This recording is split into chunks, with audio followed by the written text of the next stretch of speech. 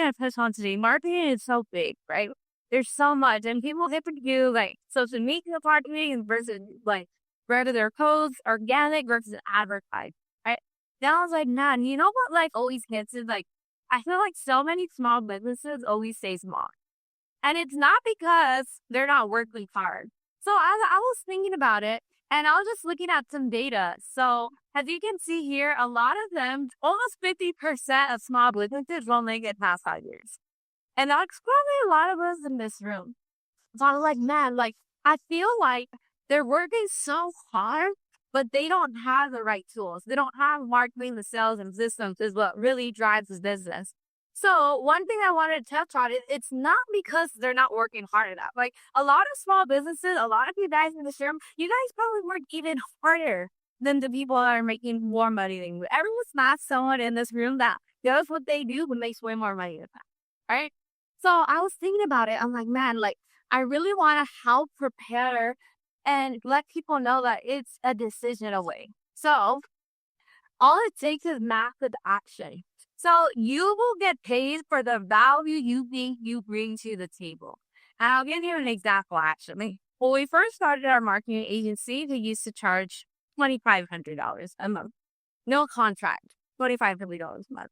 Then we're like, okay, well, first $3,500 a month, 3 months contract. And now it's like $10K a month for a 6-month contract, right? You're some of our clients in here, you guys got grandfathered in, so say your price. But it's deciding that you're worth them. It's deciding that like, hey, I'm ready to take massive action. How many people, I mean, I saw to some people in here, they're like, yeah, I'm kind of, look, I want to do this, but like, as so you decide if I want to like fully commit to this thing. And one of our words for 2025 was taking massive action. A lot of people, they go to all these masterminds. It's like mental masturbation. I really want you guys to take me and grow and learn from this. So massive action, if there's anything you think of, is like people that are doing more than you, making more than you, they're not working hard. They take massive action. And another thing is money loves speed. Even Jeff Bezos, he says it's like wrong decisions are better than slow decisions. And that's a huge thing. As we started working with bigger companies, Neil Patel, Albert, right, bigger people, one thing I noticed is they fast. They make fast decisions. They do everything empty. And when I see people who are still small businesses versus big businesses, I saw those three things in common. Massive action and speed, right? Deciding, right? It's a simple decision of like, hey, you know what? I'm going to take my business to the next level. Like, why you want to stay small? I know we have a couple local services. Like, you should have in your mind, I'm going to be the best shop in my city. I'm going to be the best shop in the county, in the nation, right? It's a simple decision and being committed and taking massive action that you want to grow and be the best at what you do. So I like to think of marketing as a fuel to your car. That it's crazy to me how many people are not running advertisement. Aren't doing marketing. I'm like, why would their play fly? So I think of it as a play. You have one wing, you have the other, you have this engine, right? One wing is the sales. You need the sales. The other wing is marketing, and the fiddle, the engine is your systems, your operations, your iron processes, right? If you're, I hear a lot of people they like to say I've gotten everything organic, or like, no, I don't need to run ad. Everything comes to me. And I'm like, you cannot scale a business without running ads, without investing in marketing. It's impossible. Even every big company is running ads. Everyone. So like, why aren't you guys? Right? And that's the thing is like, you don't do what you don't know. So that's what we're here to touch on today. And a lot of the times when things get tough, business gets slow, what's the first thing people cut? Their marketing. Holy shit. Money's running low. This person, we gotta cut that kind of marketing. And if you're literally killing the lifeline of your business. So every time I've seen this, people start getting tired on marketing, they're like, we gotta cut that. That's the thing you never want to cut. That's your lifeline. That's the fuel to your car. Awesome. All right. Get ready to get your brains fried. All value. You guys have any questions? The Cole, let him know. Perfect, guys. We had a long look fun.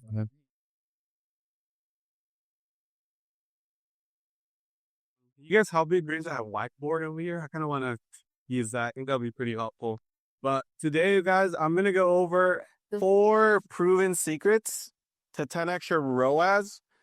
If you don't know what ROAS is return on ad spend without spending a dime on ads. Yeah. You should go.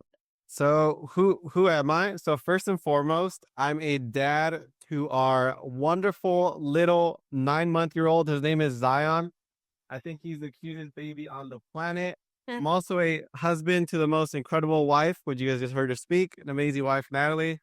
And I'm also the founder of the fastest growing agency in the world. Just last year alone, we grew over 1,000%. Like we grew really, really fast.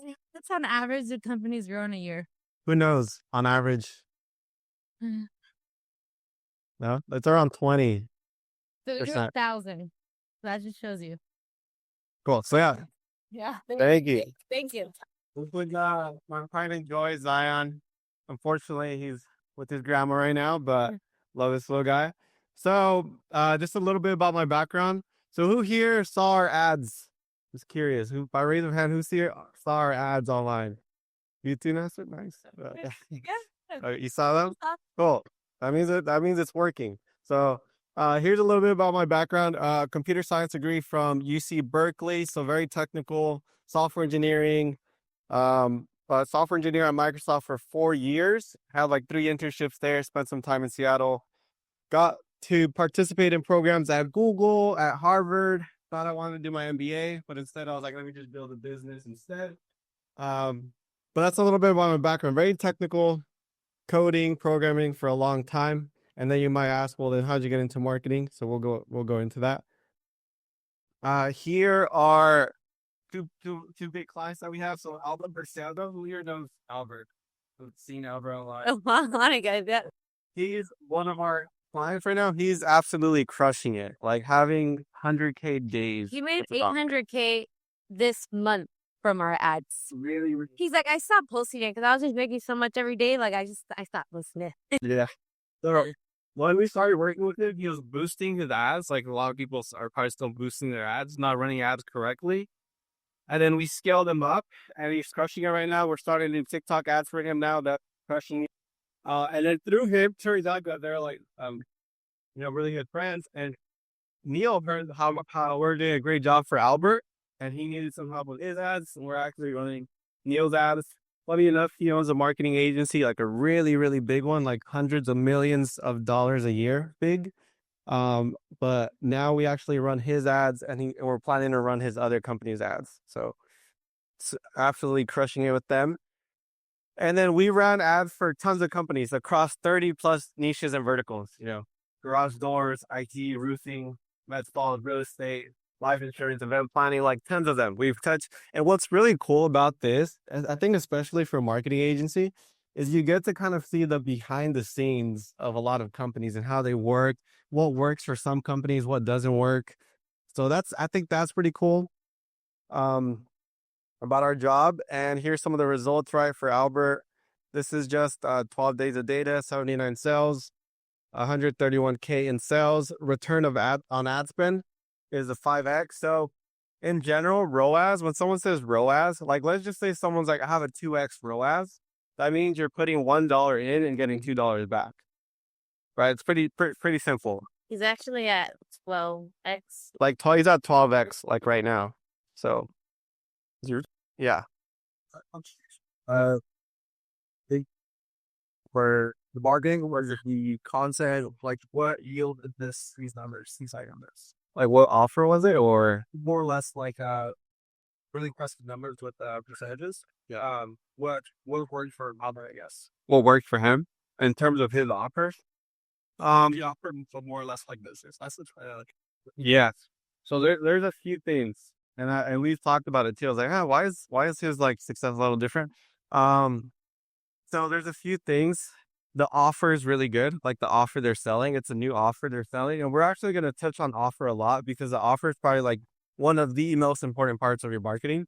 So his offer is really good. So when they hop on calls, they present the offer. It's a good offer. People want to buy. That's one. Number two is just the types of ads. We tested a lot of different ads that work and don't work. So we know what works for Albert, what attracts his audience. We do tons of A/B testing. So we figure out what's the winning campaign. So there's that. The other part of it is his sales process changed quite a bit. Like he kind of got rid of his sales team, brought in a new sales team. So that helped a lot. And then also his brand. Like those kind of four elements help because the brand helps build the trust. The offer makes it easy to sell. I mean, if you have a terrible sales system, we can get you all the best leads, but they're not gonna convert.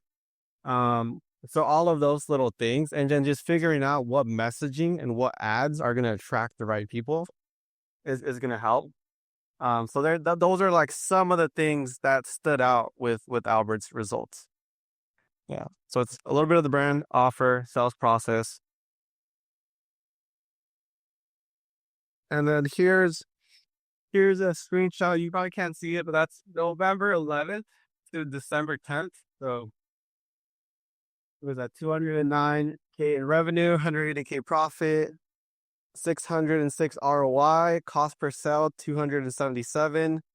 So it's in a very, very good position for us to continue to scale his offer. So really good. This is another client. They do steel buildings, you know, like those carports, like those big steel buildings. So this is 19 sales, 251K in sales, 20x ROAS. Nestor's actually in the room right now. I want to kind of shout him out right here. Nestor. So Nestor is actually, I'll let him talk about it, about himself a little bit more. But he's actually 10x business coach. So he partners up with Grant Cardone. He's invested a lot in Grant Cardone. And we actually kind of switched up his offer a little bit. So with Nestor, in the beginning, remember we were kind of doing like general coaching for businesses. We niched it down, and we're going to talk about this. We niched it down to automotive business coaching. So anyone who has an automotive shop, because he has a very successful automotive shop, anyone who has an automotive shop that wants to scale, we actually attract those people to Nestor, and then he's getting really good sales. So this is just 6 sales, around 8K in sales, and that's a 5x ROAS. So that means for every dollar he put in, he's getting 5x back. Hey, little feedback.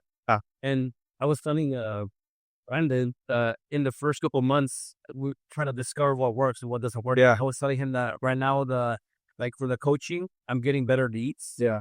And obviously that's I like that more. Yeah. Even for the automotive, I'm getting better leads, which obviously making it easier to close people out. And Yeah. it did catch the momentum. And it's like Albert, like you say, like he's making huge numbers now because Yeah, exactly. So the beginning, especially for all marketing, a lot of it's like testing, trying to figure out your messaging, your right offer. A lot of it that's in the beginning, and then we kind of narrowed it down. And now he's getting the right people, and even your sales got better too, right? I know you practice a lot with your sales scripts, but now he's closing deals. And not only that, you want to kind of share like the strategy, what you're planning to do with some of the businesses of like maybe even partnering up or buying them or something. Yeah. So since I'm a FedEx business coach, a lot of the objections I run into are I don't have money to invest into coaching. So then, if you guys know Kodu Sanchez, she buys the boring businesses. And that's kind of the strategy I was telling Ralph that I want to start doing that where I acquire businesses and buy them out and just take over because that's one of my main goals to have a huge franchise. And I think that's a lot of potential right there. Yeah. So even some of those leads could be potential him buying their business or him partner up with them. Neil Patel. So we just started working with them recently, like absolutely turned their campaigns around. You can see this, they're getting 7 leads. We got them 63 leads. Instead of paying $284 per lead to around $52 per lead, we're bringing that down. And the click-through rates, that's the engagement on the campaigns, went up, and the cost per click went down. Just the type of ads you were running before, I'll say a little boring. They're cool, but they're a little boring. So we made them way more engaging. They're really good, like a really good hook, really good body, really good call to action. We tested a bunch. He's actually filming right now. I sent him a bunch of stories. So Albert. He's filming right now. So Albert. But now we figured out what worked for his ads. But we're gonna use a winning ad, and then we're gonna add some social proof, some credibility, where it's like, hey, here's a hook, here's a body call to action, and here's all the other companies we help grow in all the different niches. So we're doing some cool stuff with them. And I want to say we're building not the goodest marketing agency in the world, the greatest marketing agency in the world. So funny story about we were originally called Good Marketing, and then it turns out it was trademark. The word like that name, Good Marketing sounded so good. And then looked up great marketing, not trademark. So we're in the process of trademarking that right now. And the goal is to be on the Inc. 5000 pretty soon. Can you tell them what Inc. 5000? Inc. 5000 is like top 5,000 privately traded companies. And then this is our campaign for 2025 to make ads great again. In 2025, that's our goal. That's why we want to do these events, right? We want to share the knowledge, share what's working, help people out. And like I mentioned, this is a collaborative session. So if anyone has any ideas, if you guys want to bounce off different ideas, help each other out, that's what this really is meant for, right? It's a mastermind for us to help each other out. We're actually going to get those hats. Like, we're really going to do it. And then the other thing that's really important is for us to get the most value out of this. Everyone has to be a little vulnerable, all right? Like, you have to talk about what's not working for your business, what you need help with, so everyone can help each other out. Here's our actual vision board. So, quick little thing. What me and Natalie do every single year is we create a vision board and we print it out and we put it all around our house. Like, I kid you not, it's in our bedroom, in the kitchen, in my office, while I'm in the restroom, while I'm peeing. I see it right there. But you know, it's everywhere. But it helps a ton because I can just visualize it in my head because I see it so much. This is it. This year's a little different. We use like AI images, but you can see I want to get really big into YouTube and post a lot of like good Facebook ad related, YouTube content that people can really take some value out of. So 100 YouTube videos, post 4 Mastermind. This is the first one. It's probably the other part of the next one. Yeah. Sorry, babe. To loop into massive action, what I talked about, we decided this like maybe less than 10 days ago. We're like, let's do our event. And I'm like, let's do it in February. You know, we got to take time. Why are you doing it in February? I was like, yo, book the venue. Book the venue next day. It's massive action, right? He's like, not action, book the venue. I'm like, all right. 8 days later, we have a whole event. So if that's not massive action, money loves speed. There you go. In less than 10 days. She wanted to push it back to February. I was like, yo, no way. 10 speaking engagements. So I'm going to count this as one of them. 100 plus clients, 10 million in revenue, in 5,000, 4 million net worth in the Bay. Lou, our parents sponsor. So I actually grew up in Oxnard by like Ventura. My parents are out there and those moved and out closer this way. So they could spend more time with us and our kid and Zion. Healthy pregnancy. We're actually planning for our next baby. Not pregnant now, guys. Okay, everyone's looking at me. No. Either maybe Enzo or Talea. Can't wait the 2 days there. Yeah, there. Sunday. Oh, we gotta be. They filmed everything. Gotta be very open. Yeah, I guess we are being very open. Something emotional. So in December 2023, we started going to church together. Actually, it's been a huge part of our lives now, and part of it was because of our Zion, our 9-month-year-old. We started thinking about religion, spirituality, and now we go every Sunday. So that's a big part of us. Building an entrepreneur Christian group, which we are actually have met some really good friends. We're in Bible study now too, every Monday. Yeah. And we join like a thing called Rooted, where every week we go with the couple and read the Bible. Outserve each other. That's super important. Like if your relationship isn't good, it's just gonna your business is not gonna be good. Your life's not gonna be good. So like your relationship, you get it really important. This is more kind of the smart luxury kind of style, kind of being the style. You guys look good. See, 6 family trips. So we almost moved to Spain. You wouldn't believe it. We almost sold everything, moved to Spain. Like big dinner, big board. They're laughing. Anybody? We actually told everyone, "Hey guys, we're gonna sell all our stuff, move to Spain." We've done it once, and we came back, and we got the itch to go back. But a mentor, actually Albert, he's like, "Now, like, just focus on growing your business. You can do that stuff later." But we do want to travel more. Six-pack is not working out. Not here. I just signed up for Brazilian Jiu-Jitsu, so that's been fun. You aired out our whole laundry right here. Yeah, no, I'm sorry, guys. Too much information. So Bill Gates and Warren Buffett, someone asked them in an interview, they're like, "Hey, what's the secret to success?" And then they looked at each other, they looked back at the interviewer, and they said, focus. The focus is the secret to success. A lot of us, even us, like we've had this issue where you get shiny object syndrome. Like, I want to do this, I want to try this. Doing too much isn't going to help you out. Just focus on and keep the main thing the main thing. That's going to help a ton. So with that, Think and Grow Rich is a really good book. Who here has read Think and Grow Rich? It's probably like a classic, like one of those classics, like How to Win Friends and Influence People classic. So $100 goes to the first person who shouts out what chapter 10 is about, and you can't look it up. 10 seconds. I see people. 5, 7, 6, 5. Marketing? So. Mastermind group. Yeah, there we go. Did you lift that up? No. Bill, but I'll zoom you. Yeah, I promise I'll tell you. So Mastermind. So what I remember when I read this book and it talks about masterminds, like how masterminds are important. And then always stuck with me. I was like, oh yeah, like getting people together in a group and working together for a common goal. And that's why I love this idea of the mastermind, because we're all here to help each other, right? That's what we're here for. So I love this idea from the book. And ever since I read that book, I was like, man, one day I want to have like a mastermind community, and you guys are part of this, right? I want this to feel like even after you guys like exchange numbers, get to know each other, because you guys can help each other out. So chapter 10, Power of the Mastermind. Come see us after. Yeah. You got it at 1 second. So. And even if you think about it, like a mastermind group, like, two brains are better than one. So like getting more people in a room that can help each other out, you have more energy together and you can work on a common goal. And then it also talks about different steps to riches, right? In the book, desire, faith, subconscious mind, specialized knowledge, which we'll kind of touch on. So we'll touch on a few of these things: organized planning, decision, persistence, and mastermind. And everything is energy at the end of the day. So you either have negative energy that's going to hold you back or positive energy that's going to help you forward. So here are the 4 things we're going to talk about.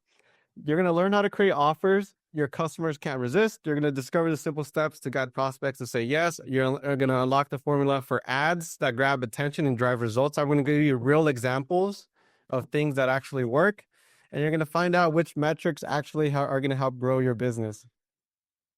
So every big business runs ads. Here's some of the people you might recognize. There's Alex Hermosi, Patrick Bet-David, Nike, Grant Cardone. So quick little tip, if you go on Google, look up Facebook ad library, you can go and look up all these businesses and see which exact ads they're running, which is really, really cool. So you can kind of reverse engineer what they're doing. Facebook ad library. You can check on your competitors and be like, hey, especially if you know, like you have a competitor. Yeah. And it could even be a keyword, even for like a barber shop. Look up, barber and see what pops up. Okay. Yeah. You can see what people are running and just whatever catches your attention, you can be like, hey, I actually like this ad. And you can kind of start reverse engineering that. Did someone have a question back there? No? Had a question or no? Facebook ad library. Facebook ad library. So if I were you, whatever industry you're in, whether you're in solar, whatever it is, look up your industry and see what type of ads people are running, or look up a competitor that you have. Yeah. One thing that's like a little trick, it doesn't always work, but it gives you an idea. If somebody has been running an ad for a long time, it's probably working. Yeah, you see here, it's kind of small, but you can see it shows you when they started running it. So if they've been running it for like a year, for like months, it's like, it's probably working. Like they wouldn't leave it running, Unless they don't know what they're doing. Unless they're like Alex Hormozy and he's running that ad for a long time, it's probably working. Yeah. Unless they ran an ad and forgot it. Graphics, videos, everything's online. It's all public. Yeah. What will your definition of a long time mean? Let's say 2-3 months plus. Usually they like Facebook ads, they have a shorter shelf life in general. So like if something's running for a few months, like 3, 4, 5 months, like that's kind of decent. But most ads get rotated pretty quick, usually. But I've seen ads like that go for like a year. Like I've seen people like run the same ad for like a year or two that works. So, let's see, Grant Cardone. He's running 1,000+ ads. Like this guy is like massive. Like if you look up Grant Cardone, he has tons and tons of ads. How much does Grant? It's a million a month. Ads. So Nestor, he actually has coaching calls with Grant every week, right? Every Thursday. Okay, yeah.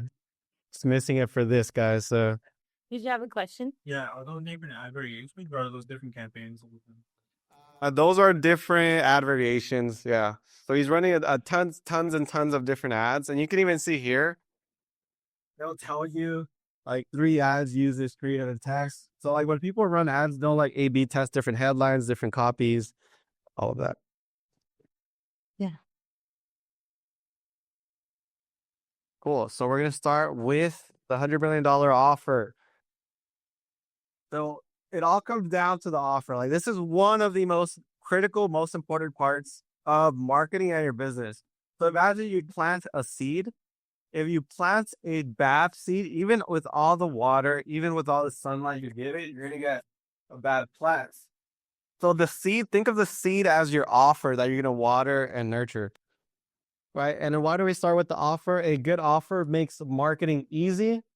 It's the most crucial element of your sales message. A compelling offer makes selling nearly effortless, and your offer determines your progress and your profit.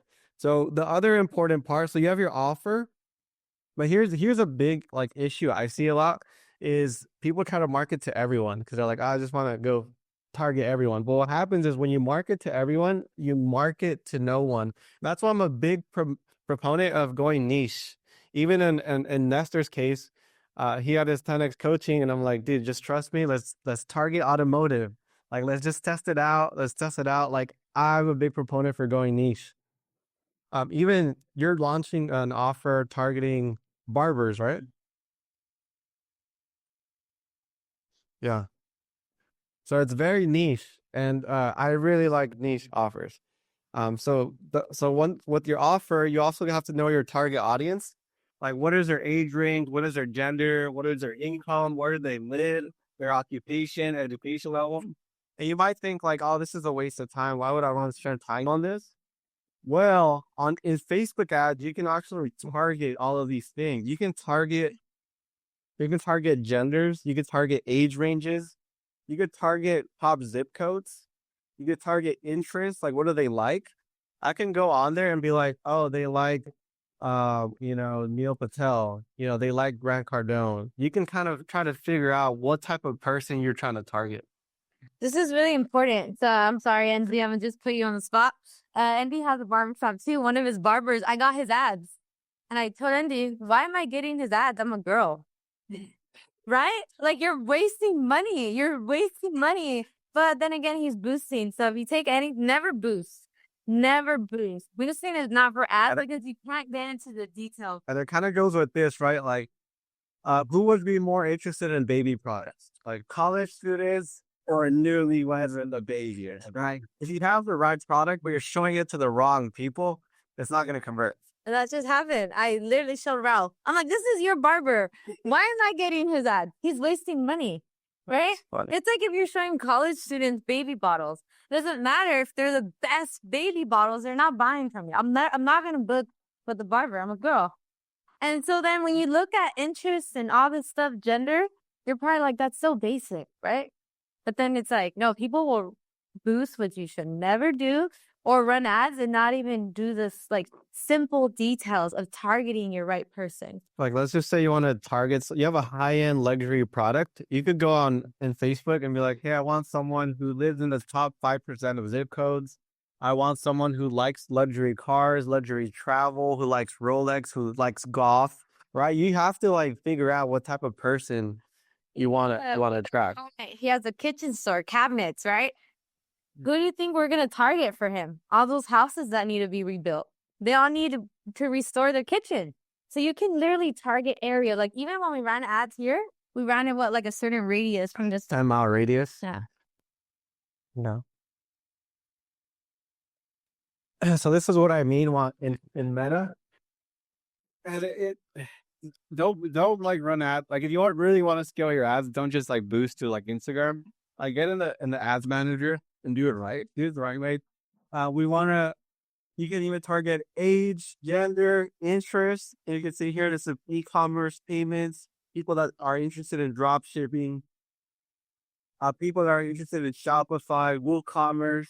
So in this case, we're targeting people who run an e-commerce store, right?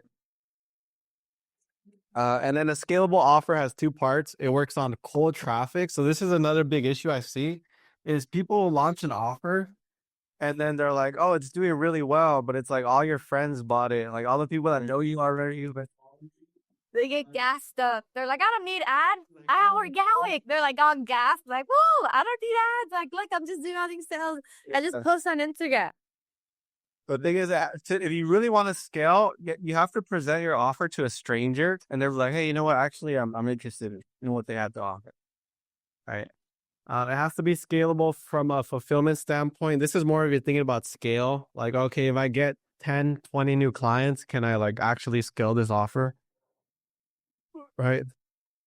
So you do it on the Facebook now, or just like HubSpot and all that every time too? No, just do it through Meta. I know you can do it through HubSpot. Just do it through Meta for sure. Yeah. The riches are in the niches, right? So that's kind of what we're talking about with, instead of being, just regular coaching, let's do a niche type of coaching. So for your wedding, would you rather hire a photographer who's a wedding specialist or hire a photographer who takes graduations, baby showers, product photos, social events, and more, right? So generally people want to hire a specialist. And this is kind of what Think and Grow Rich actually talks about, which is getting specialized knowledge. So you want to become a specialist in your field. That's going to help. So here's a quick little formula. Like if you're thinking of like, how can I come up with a really good offer? If your offer solves a specific problem for a specific person in a specific way, that's a good way to kind of figure out how you can tailor your offer, right? And then we're gonna do a little exercise right now where you can go and help some people's offers. So we're gonna go through the offer creation and refinement. I love this exercise. I think this helps a lot. So who here, don't be shy, wants to go through their offer Live. right now? I'm live with everyone. Who here has You guys are shy? I'm gonna give you a whole thing on being shy. So who are you helping? Brand new business owners. Okay, brand new business owner. And what is the main result or outcome you're helping them achieve? I can get them 50,000 on a Chase business credit card at 0 interest installment. Okay, you can help them get 50,000 on a 0% interest credit card for 12 months. Yes. And what method will you use to help them achieve that result? Like, how do you do that? They come with me. I help them open up the bank account, and then I send them to my BRM, and then they're able to request a $10K. Why wouldn't they just go directly to the bank? They offer that. It's a BRM. They're just relationship managers. So without me, they would only get denied or 5,000. Okay, cool. And what time frame will they achieve that result? They'll get the physical card within 3 weeks. 3 weeks. Okay, cool. And what's the price of this offer? That's 10% of the amount we get them approved for. So if they get 50K, we get 10%. Yeah, we get like, yeah, I got them. Okay. What makes your offer unique or different from competitors? There's probably someone that's already, there's tons of people that are probably doing this. Like, what makes you unique? We do sole prop.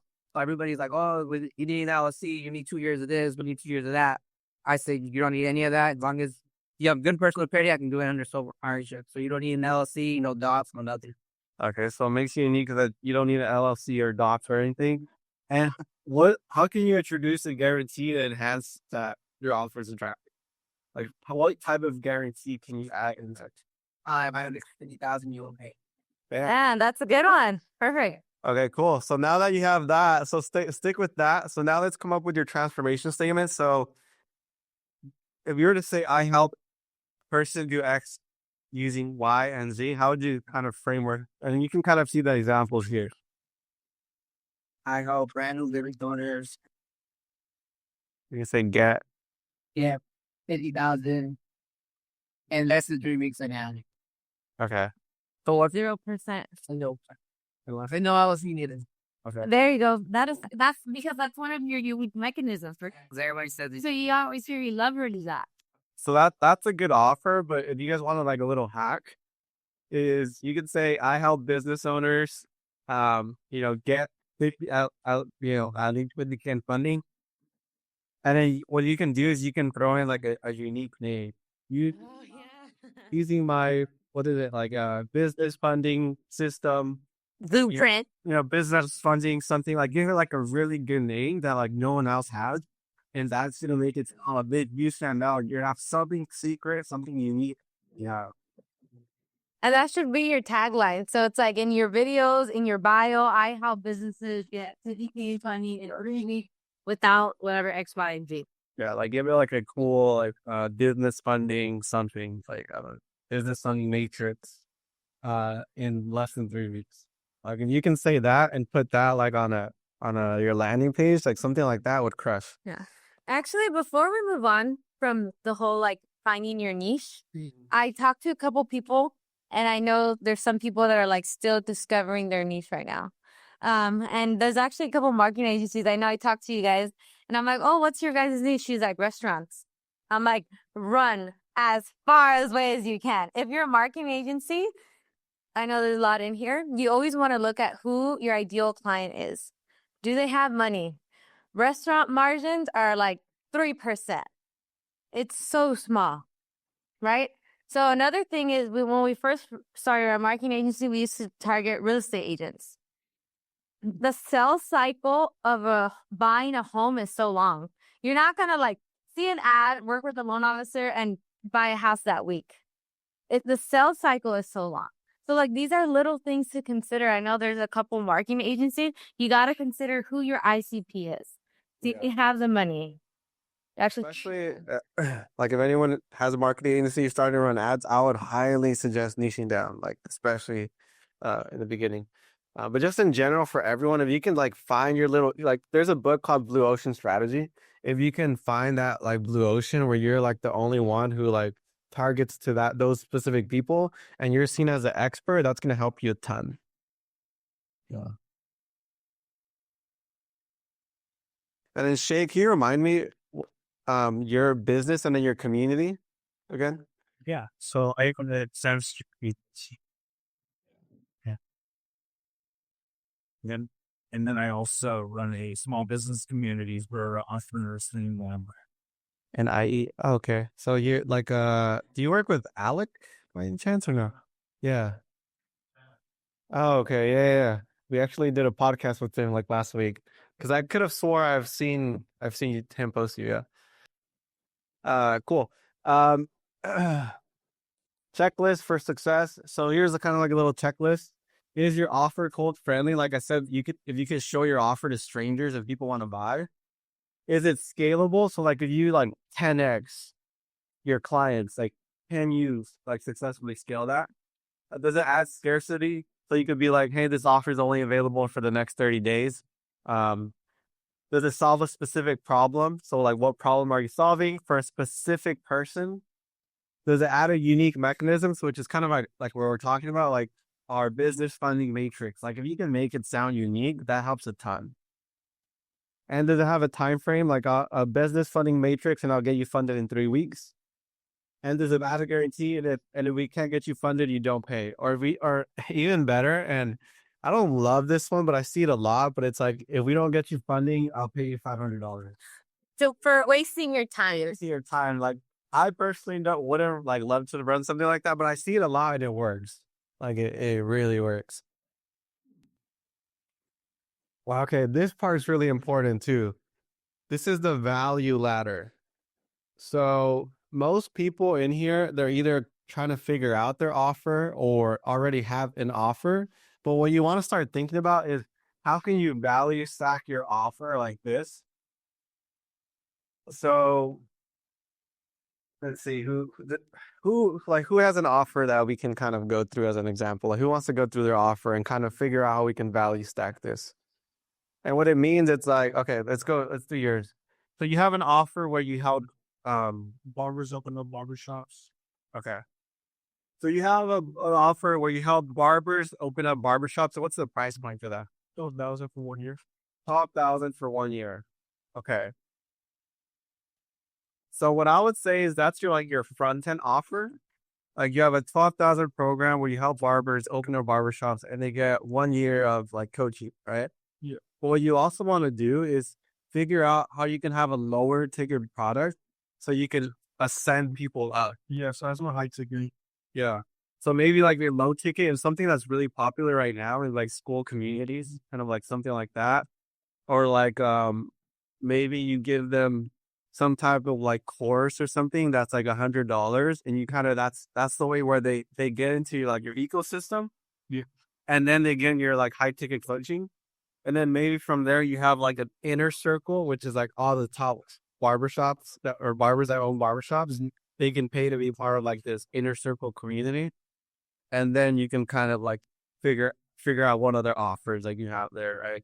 But you what in general what you want to do is you want to have like a low ticket, have like a front end offer, have like a middle if you can, or then have like a back end offer. So I think that's do you have a low ticket or no? Yeah. Which is The school. the school? Yeah, 6 and 7. Yeah. So like Nestor, his like low ticket is like a $67 community where people could come in, get tons of value up front, and then be like, oh, okay, I already got a lot of value from Nestor. Cool, let me invest into his higher ticket product, right? So then they pay what's your higher ticket for? 5K. So it's 5K for 3, so it's depending on how they want to work it, but it's either 3 different calls or it's just one long call of 5 hours and that's it. got it. Like I give him all the scripts, all the SOPs and everything. Yeah, that's what most of the people I'm working with need. Yeah, they have no websites, they're not marketing, they have no operations, and they're asking for more money. You know, like we gotta fix the foundation.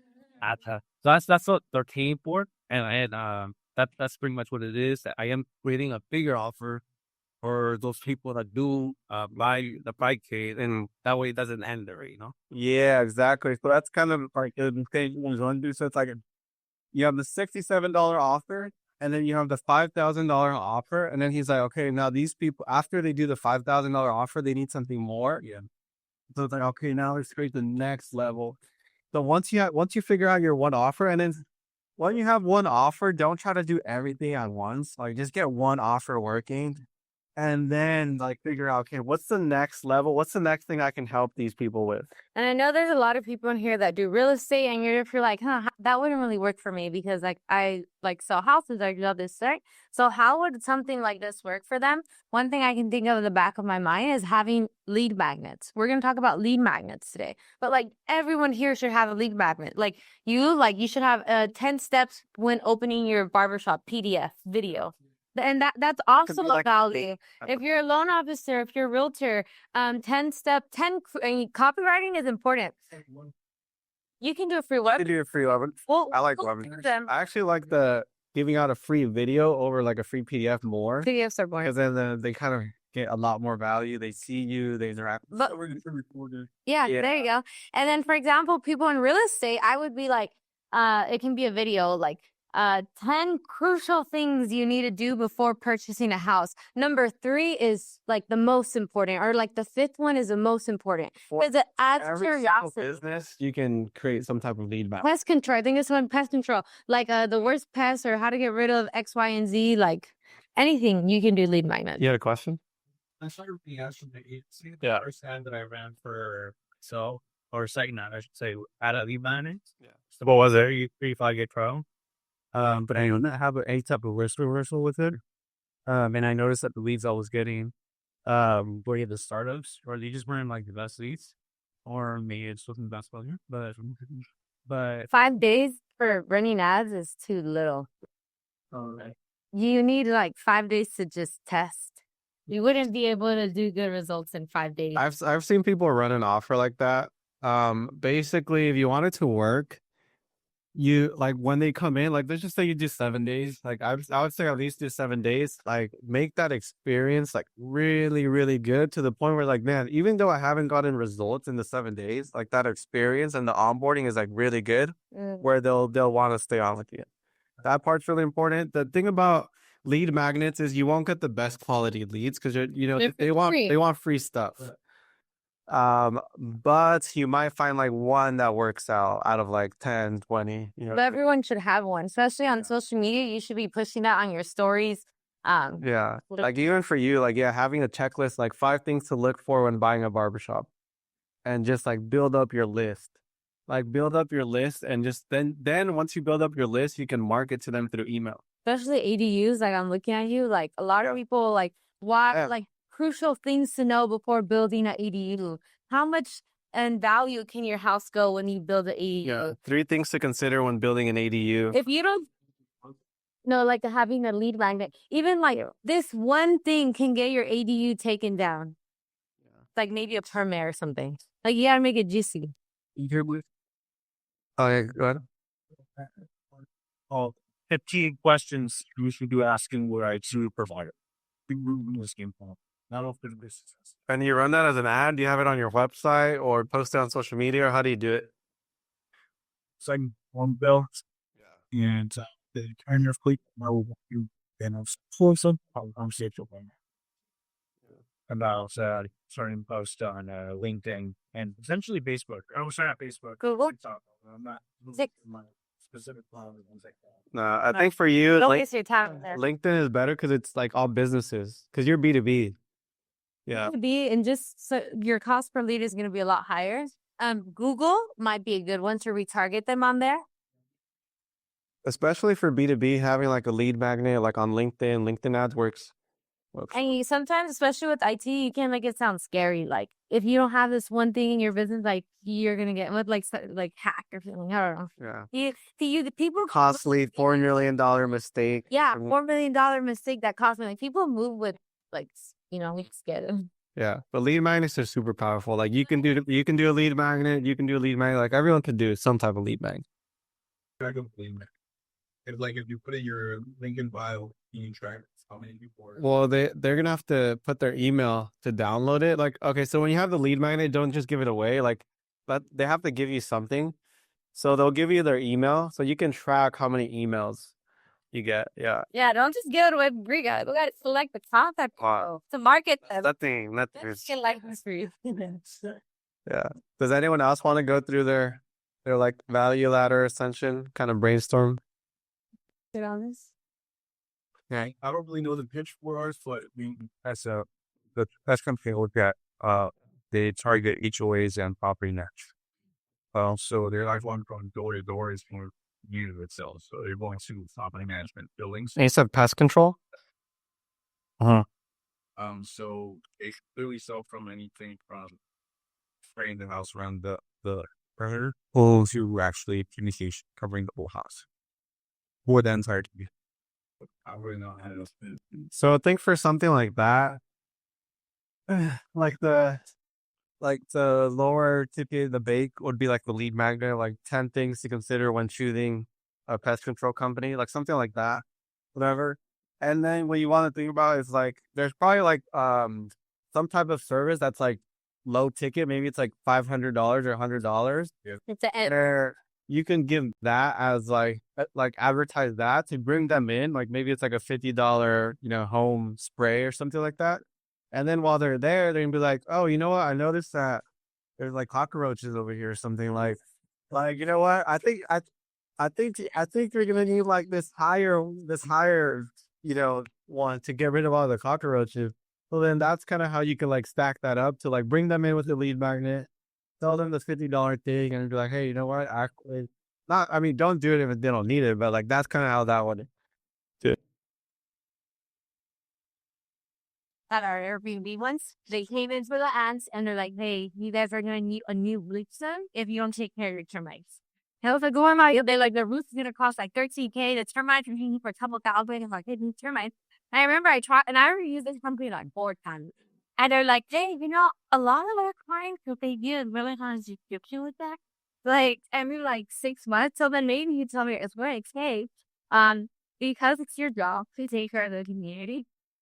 It would be a great idea if we can work out a deal where you'll like do a little like maintenance or spray around the house at your 3 corner. Your value ladder just shot up. that makes selling with good partnership for you guys. Especially, I know, like, even our apartment, we live in, like, probably the nicest apartment in Newport. And we still have members. There was, like, some pests that were, like, they had a big fucked our rent by bugs for pest control. So, like, even in the nicest area, it's really important, right? So, this is a good balance stack of be some sort of, like, reoccurring thing for them. Yeah. Here's kind of ours. So we're basically on the marketing community, which is kind of like the school. Like school is really popular right now. School community. Then it's the Mastermind. Then it's a great marketing blueprint, which is like our hybrid offer for our agency, and then it's like the actual agency. So you want to figure out how you can add different offers to your value ladder. Marketing message. So I actually love this topic. So most websites are like this. You know, someone visits the website, they don't get the information they need, they don't know who to contact, and then they go to a competitor. So a confused mind always says no. So let's look at this example. So that both the same kid, same product. You know, one of them says lemon water with sugar. The other one says organic, fresh squeezed lemonade, and it's going to help fund his sports. So, like, which one would you guys choose? The one on the left or the one on the right? Right. It's all the way you market the message. It's the same product. Here's a quick little example. This is one of our clients. He had a very outdated website, and I'll point out some just quick little things. Like for a website, you want to have your phone number on there, especially if you're service-based. Like especially in plumbing, someone wants to get a hold of you quick, right? So there's no phone number right here, and then this part's called the fold. So most people, they'll go to your website and they see only this part. They don't even bother going down a lot of the times. Like after this, like 50% of people drop off. So this part's the most important. So there's only one call to action. It's kind of small. There should be another call to action at the top right, and it's just not that engaging. So what we did is we redesigned this whole site, and this was a pretty outdated site. And you'll see a lot of differences. So even the headline, KCB Plumbing Contractors, like, yeah, I know you want to, like, you know, tell people the name of your company and all of that, which is cool. But this here from KCB Plumbing Contractors to get Orange County's 5-star plumbing service you can trust. Right?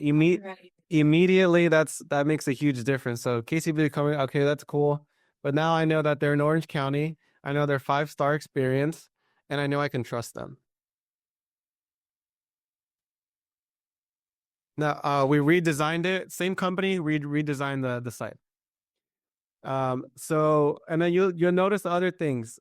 Top right, there's no call to action, no phone number. If I wanted to call them, I don't know their number.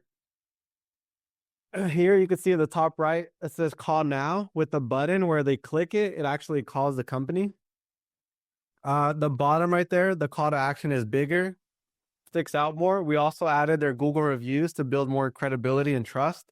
And now they have a form they can fill out. If they don't want to call, they can just fill out the form, request service.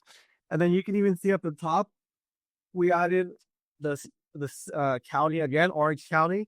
We added their hours of operation, and we added their phone number once again.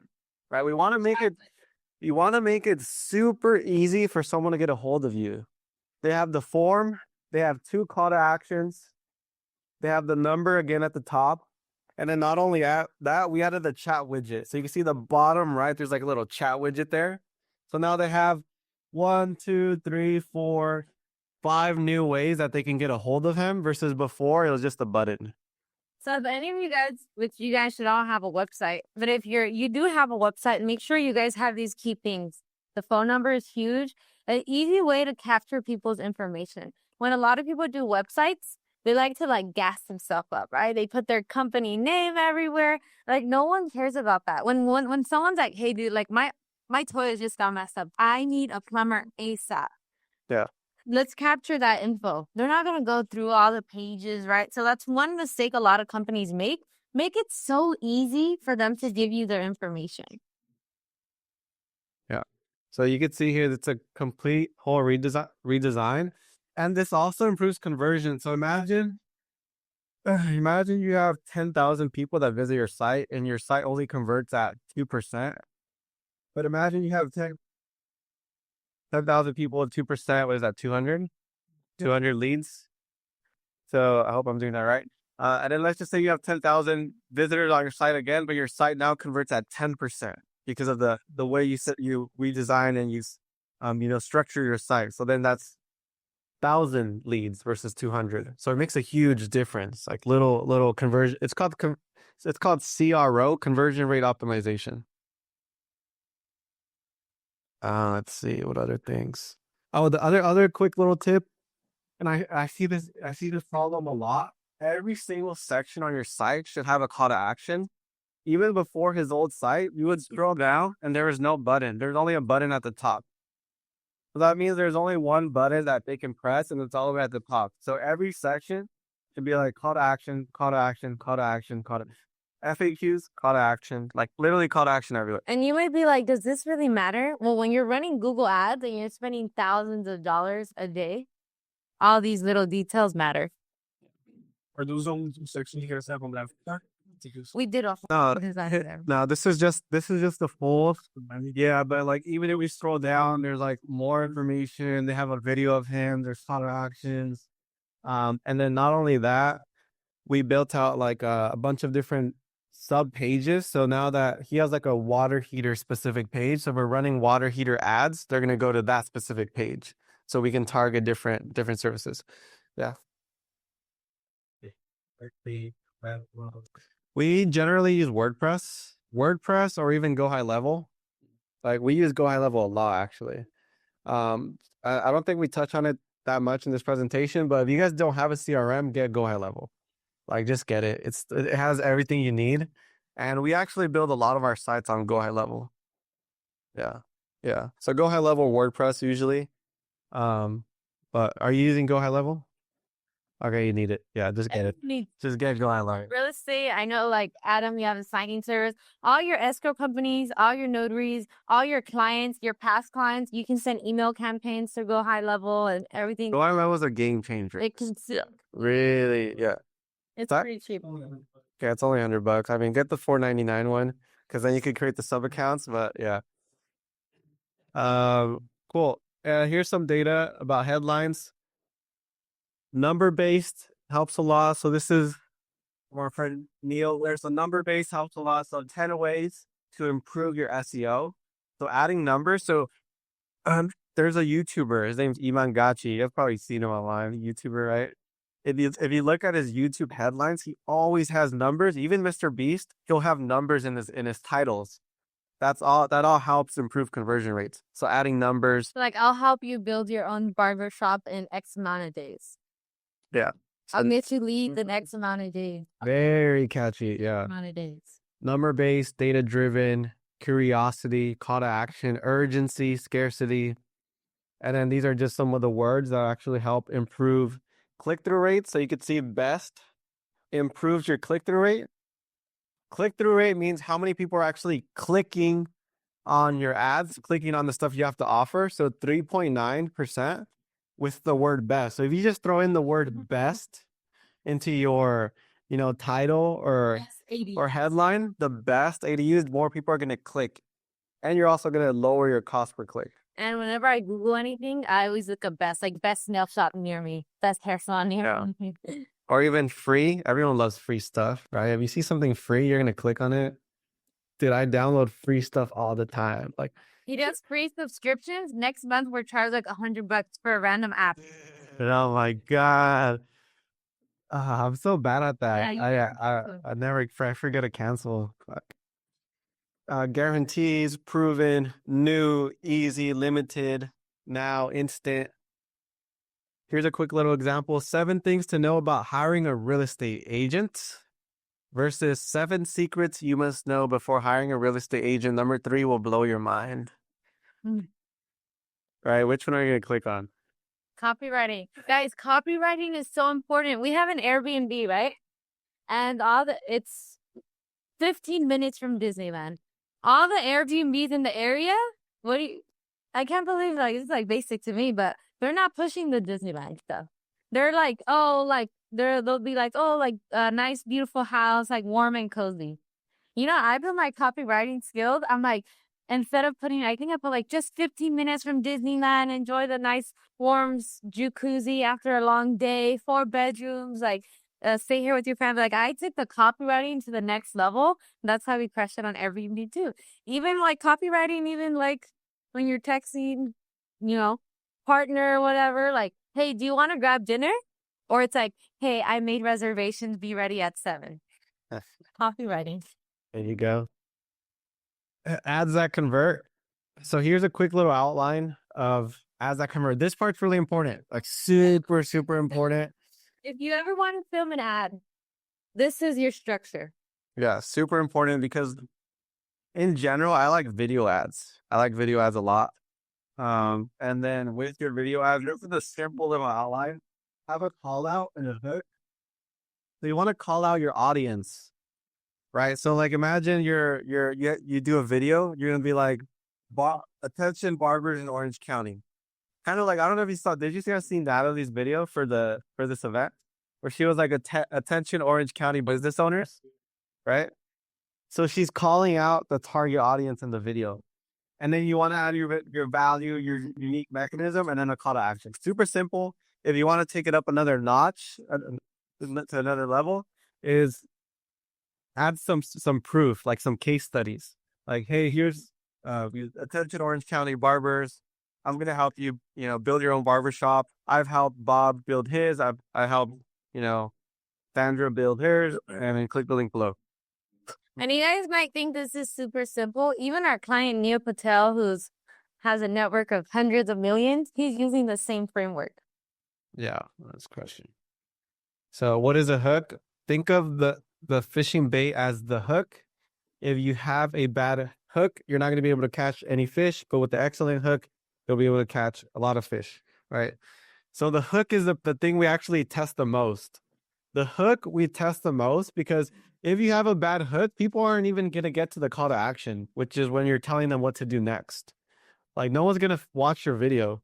The hook is what we test the most. Here's a quick little kind of like framework that we like to use. When you film your videos, film 3 different hooks. So like film one hook, film another hook separately, and then another one, and then film 2 bodies. And then after you film those 2 bodies, film 2 call to actions, and then you can piece all of that together. You just save tons of time, and you have 12 videos to test. What do you mean by body? Body, so like after the hook, like attention Orange County barbers. After the call, and then hook. Yeah, after the hook is like what you say, like I'm gonna help you do XYZ, blah blah blah. That's like your body, and then the call to action. Think of it like as a sandwich. And just one thing with this, pay attention to your background on where you're filming. We had a client the other day send us the video script, amazing. They're like, curtain in the back is falling off. I'm like, you're selling a 10K product. Like, I don't even want to buy, like, come on. So like, just, a little something. And add a ring light if you can. Obviously, we're going to edit it, but like background matters. So if you're like telling barbers you're going to help them scale, maybe if you have people like lifestyle always sells. If you have nice cards, like, yeah, check out my barbershop. I have one here, right? So just background matters, guys. This is some campaigns. So you can see here in this example, we ran graphics versus videos. Videos performed the best. Not always, but in general, I really like videos. So you want an A/B test? Okay, this is actually Nestor. We're giving Nestor some. Pay attention to the framework. What happens in the first 5 seconds? Who does he call out? Because on Instagram or let's just say Facebook, you only have a couple seconds to catch people's attention. If you don't call them out, like if Nestor didn't say, "Hey, Rancho," whatever what he's about to say, people are just gonna keep scrolling. So let's say you want to target, like I don't know, Like your niche. your niche. If you're like first time home buyers, if that person is scrolling and they're first time home buyer, they're gonna stop. Versus if you're just talking about houses and stuff. Yeah, the same way we did our video, attention Orange County business owner. So if you're an Orange County business owner, you're gonna listen. You know, you're gonna say, About marketing, you're gonna be like, oh, what would Shaq say about me? Tired of spending so much money with just a little bit of dabbling and they lay you down. I'm sorry. Hear that. However, I'm here to help you. Graduate project will be safe on the road from oil changes, crank work, tires, brakes, what we do it all makes and models. You can trust us. You can come here at any time. I'm here to help you. Give us a call or shoot us a DM. that was fire. That was good. So you'll notice in the beginning it says attention. It said, do you live in Rancho? Right. So if you live in Rancho, I'm like, okay, cool. I'm gonna continue listening, and then he talks about the problems. Like, are you tired of with Jiffy Lube and then Valvoline? Right. I'm sorry. And then he talks about his offer, and then at the end he gives a call to action. Right. Come visit us. Here, we'll take care of you, and he even adds the phone number so they can call. So if I was like a realtor, if I was in real estate and you want to target first-time home buyers, are you confused in the process? Don't know where to start? You're calling them out and then you're hitting pain point. I mean, even us, when we bought a house, I was like, oh my God, like what's going on? What's happening next? Yeah. Got to hit people's pain points. Or barbers, are you tired of not making $10K a month? Are you tired of being broke? Like, do you want to go from working a chair to having your own shop? Talk about their problems or pain points. No, Draw more. Yeah. slaving away. With that, like you said, if you're broke, like does that I wouldn't say that. Like if you're broke, no. I wouldn't say if you're broke. you said broke, right? Pain point. Are you tired of having no time? Are you tired of not making as much as you'd like? I would say that instead of broke. Are you tired of living paycheck to paycheck as a barber but slaving 12 hours a day? It's like pain points that are associated with their needs. Yeah. Oh. I mean, broke might catch attention, but it depends on what you're not living. Cool. So here's another one.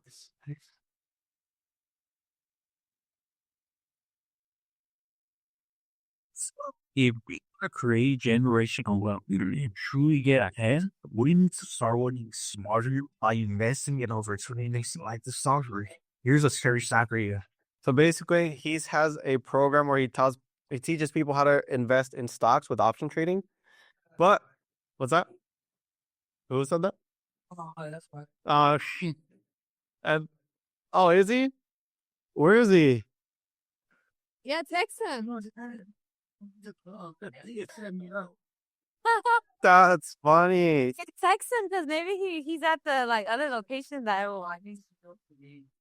Oh, he's like, you need this, brother. What a gentleman. That's funny. So that's your brother. I saw there. Wasn't he like in Colombia? Yeah. That's it. He's back. He just got back yesterday. Text him. He's on my dude. The free is fire. Where you at? Dude, this video is really good. Like, I won't play all of it because it's a little longer, but it's really good. And then he goes into, talking a little bit more about it. He has a good call to action. And in the beginning, when we started working with him, he wanted to teach people stocks, right? But stocks is kind of broad. And we kind of dug into it a little bit. Cause like what part of stocks? Like, you buy and hold, Forex. We kind of narrowed it down to option trading. So now his whole message is option trading, which is more niche, right? And then not only that, he's like, yeah, you know what? A lot of my clients right now, because he's been doing this for a few years, he's like, a lot of them are Hispanics. I'm like, okay, a lot of them are Hispanics. Okay, cool. So then in the video, he says, we Hispanics. So he's talking to the Hispanic community.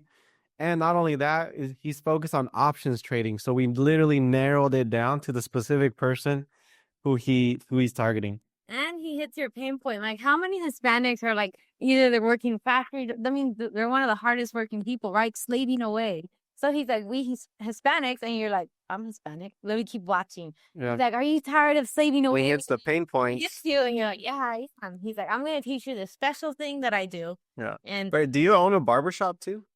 Yeah. well, Okay. We got 3 barbers in here. okay, nice.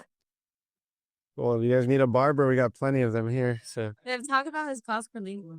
Yeah, cost per lead is really good. Like $6 cost per lead. Like this offer is really crushing. He's actually going to start doing webinars. Webinars are going to do really, really well for his offer. So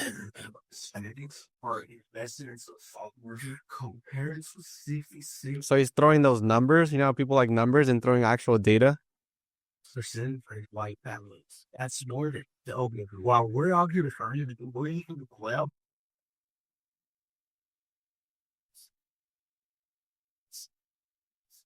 Cool. So then he talks about the value and he goes into a little bit more and then he has a call to action at the end. But you know what? We're actually planning to do that in Spanish. We've tested ads in Spanish and Spanish crushes. They do really well. Because if you think about it, there's tons of people running ads in English, but not a lot in Spanish. Spanish is a good niche. Yeah, if you know Spanish, then that's a good skill to have. Another thing is you don't have to be the person in your ad. So actually, what is it? If you have a girl doing your ad, Oh yeah, and if you had a girl in your videos, they do better too. That's why. film the ad. And Natalie will film your ads. We'll give you a good offer. But you know, it's funny. Like even our ads, it wasn't me talking. It was her. I was like, I'm not even gonna test it. I know it's gonna convert better. Like, home service provider does what? You're not already this one thing. You're leaving my items on the table. That one thing, we power to SEO and part. Your competitors are arguing being able to rank higher, get more traffic, and so that's it. Here's the thing: very few businesses are using AI-driven marketing to rank higher, which means there's no time for you to get organizing else and it's all that for my market user. Our proven AI-driven SEO and marketing strategy will already help businesses like yours increase their visibility online, profitable customers, and ultimately grow business. We are offering a limited number of free consultations. So if you're ready to grow your business, schedule a free consultation now and find out how we can help you leverage AI and impact on the market. That was fire. That was good. That was very good. I did that too. Yeah. So you see the beginning, he says home service provider. So he's calling out his audience. He talks about like this one thing is you're missing out on. So he hooks people in, and that one thing is AI powered SEO and marketing. Right. And then at the end, he adds a call to action.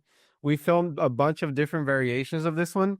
Like we ran at least 3 or more different like variations of this with different hooks. This one did the best. What he's gonna do now, we're gonna redo the same thing, but he's gonna add a case study in the middle to add some credibility and social proof. But that's gonna make it even better. Yeah. Going to a video that that's like one of the best videos that brings in a lot of people. At what point is it like time she stop? Like, because I know that earlier you said if it's like 2 or 3 months or more, it sounds good to be funny because but does it come at a certain time where like it just stops like producing the same? Yeah, so you'll know by looking at the numbers. Like if like the cost per lead starts shooting up, you're like, okay, now it's kind of started time. But if it's doing well, like I wouldn't turn it off. But in general, I would recommend everyone to just film more ads. Like just like if you're filming content already, be like, hey, all right, cool. I'm gonna set aside like 20 minutes just to film a few new ads. Like maybe a different variation, a different angle. So just constantly filming. Like, dude, if you look at Grant Cardone, he has tons of ads. Like he'll be like in his like yacht or whatever. Like he'll bring out his iPhone and he'll film an ad. And he would just like launch that. The water. I've seen that. I've seen all of it. So like just yeah. So the longer you have that video going running ads, the higher your ad spend will go. In general, ads tend to fatigue over time. Just because people start seeing it over and over again, they kind of start skipping it a little bit. But you'll know once you see there's a thing called frequency, which is what we look at in the ads manager. And if your frequency is high, that means people are re-seeing that same ad too much. But in general, you want to just be constantly like running, like doing new videos. Yeah. For daily stuff. And one of the ads that we were running that was generating like a lot because we're running it as a beat form. So the first week he was generating the Honda beats. He's still like on a bit track and it's in Spanish as well. And so he's still on a bit track now, but I'm experiencing agility on that one variation. What's the frequency like?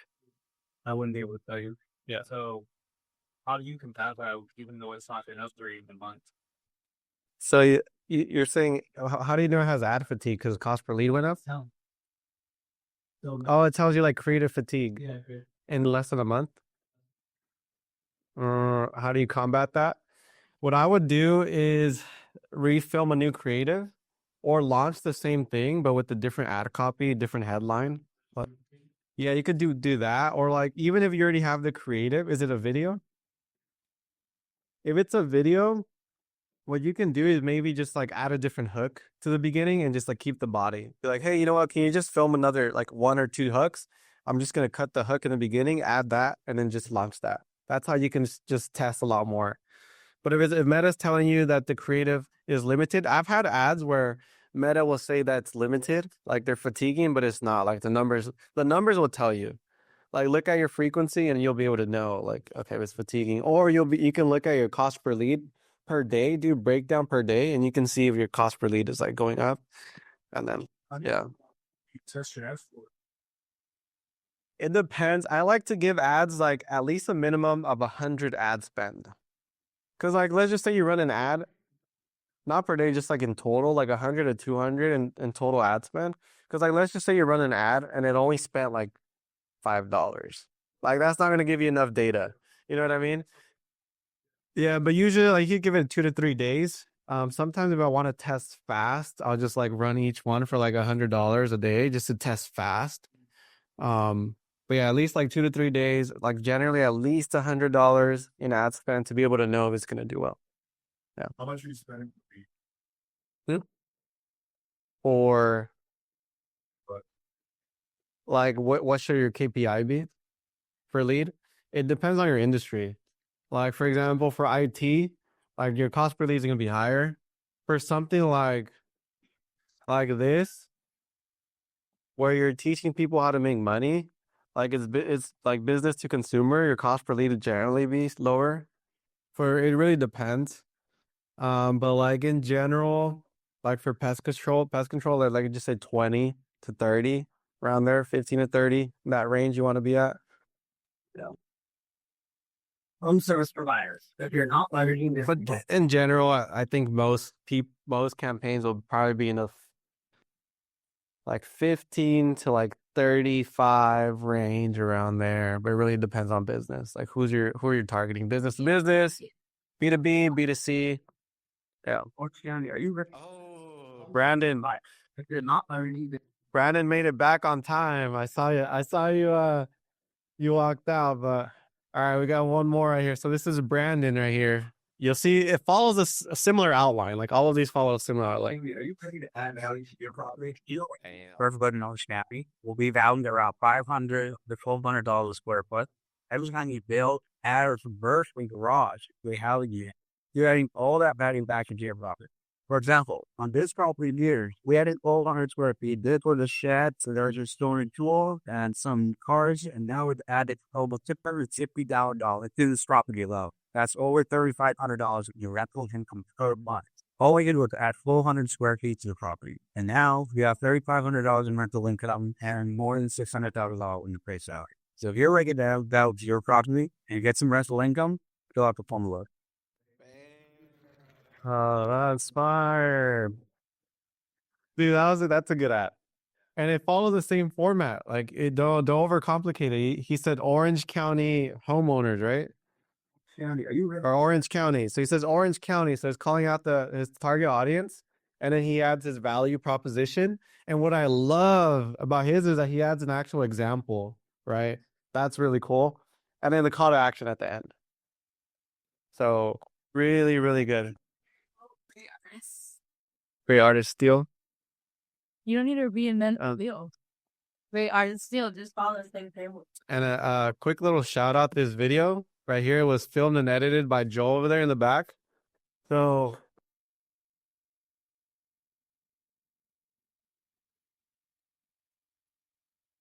yeah, so Joel, we work a lot together, and we know like what works and the like exact strategies. So they come out really good. Like this one's really good. So for Neil's, he has a content team, so they filmed it, we edited. Yeah, basically he was like, hey, like, we have contractors, blah, blah, but like, do you guys edit? I was like, yeah, we'll take care of it. So we did that one. Or the down Different types of campaigns to run. These are some of my favorite campaigns to run. Broad campaigns on Meta. Now, broad campaigns do really well. So broad meaning like, look, I'm not gonna tell Meta anything. Like, I'm just gonna launch it, and I'm gonna let the creative bring in the right people. Now with their algorithm and how it works, that broad campaigns tend to work pretty well. Interest based, be like, you know what? I'm gonna tell Meta who I'm trying to target. I'm gonna give them the age, the gender, their interests, the locations, all of that. And then lookalike, LAL is lookalike. So you can actually upload a list of your customers to Meta and be like, hey, Meta, here's my customer list. Get me more people like that, which is pretty cool. Those tend to fatigue a lot faster, but they work pretty well. And then retargeting is like, hey, Meta, anyone that visits my website, anyone that fills out my form or opens my form but didn't submit, anyone who goes on my Instagram, anyone that goes on my Facebook, I want you to show them this ad. So actually for our event, what we did is anyone that watched 10 seconds of her video, they would get retargeted with another ad that said, use this special code, 50% off. Who saw that ad? Use this special code, 50% off. You saw it? So you were getting retargeted because you saw 10 seconds of the other videos. And then that's how you can kind of bring people down the funnel and get people who are interested. Against boosting. When you boost, you're like throwing money out the window. You can't retarget. You can't. There's a lot of things you can't do. Boosting is no big company is boosting, and yeah. I didn't know that. I spent in total 1 year almost 14K. You know what I was doing? I didn't have that. Yeah, I know. I saw your brother's ads that he was running. Yeah, I know. I think he was spending a lot of money too. I think he was spending a lot on him boosting. People are like, I'll just do it myself. I'll just go on the Facebook ad. I'll just boost it. And you think you're saving money by not paying someone, but you're losing money because you're not doing it right. So it's helpful, like essentially just telling Meta who your client avatar is. Yeah, so you upload that list, and the Meta has like so much data. So you actually upload your client list in there. Yeah. It says So you could do things like with their email, even values. So you can even, have different lists of like, these are all the customers who spent 100K with me. And these are all the customers who spent 50K with me. And you can kind of break it down that way. And then Meta starts finding people like that. well, interesting. So I just took all my clients have the same birthday as me. Said I only want all the people that have my grade now. Yeah, I guess you could do something like that. You could upload birthdays too. Yeah, it's in the read. Or it's like if you have clients, like your best IT clients, easy to work with, they pay the most money, right? These are like the worst clients. I hate working with them. They bug and they don't pay much, and these are the best ones, right? You upload that data back into Facebook and you say, give me more people that are like this. So in my case, probably now is have their own door email. If I put that in Facebook or would it still find those kind of clients or? Yeah, it should. It should. Lookalikes don't always work out the best, but I've seen them work really well. So it should in general. And it's always good to test. Like these are the ones I would test. Right? They're on or usually like with targets. But in general, like I mentioned, like broads work really well now. Like especially now, the broads work really well, but then I'll also test some interest.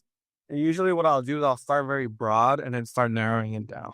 So you're integrating the retarget function through Facebook Meta, Yeah. and so that you can use that for Instagram too. It works on both Facebook and Instagram, but you have to run it through the ads manager. Yeah. And then the other thing is like even when I'll run a broad ad. I'll look at the data and be like, okay, who are actually becoming leads? What age ranges? Which locations? Are they male or female? And then I can start broad and start figuring out who's actually converting and start narrowing it down. when you do like special category, Oh yeah, doesn't let you, right? Like, yeah. No. What's your life insurance? yeah. So I mainly do ads to recruit, and then in return of consumption, like sell them on the financial concept. Yeah. That's the issue with like housing life insurance. That policies. They have this thing called special categories. So in his case, he has to put that he does credit, right? Is that the category? It's credit. Uh, yeah, it's under that. For example, like real estate, like housing, like you Yeah, discriminate. you can't discriminate, right? So like Meta's not gonna let you target specific interest. So it does get tricky for for like industries like that, or you can't get super specific. Yeah. What happens if you don't do it?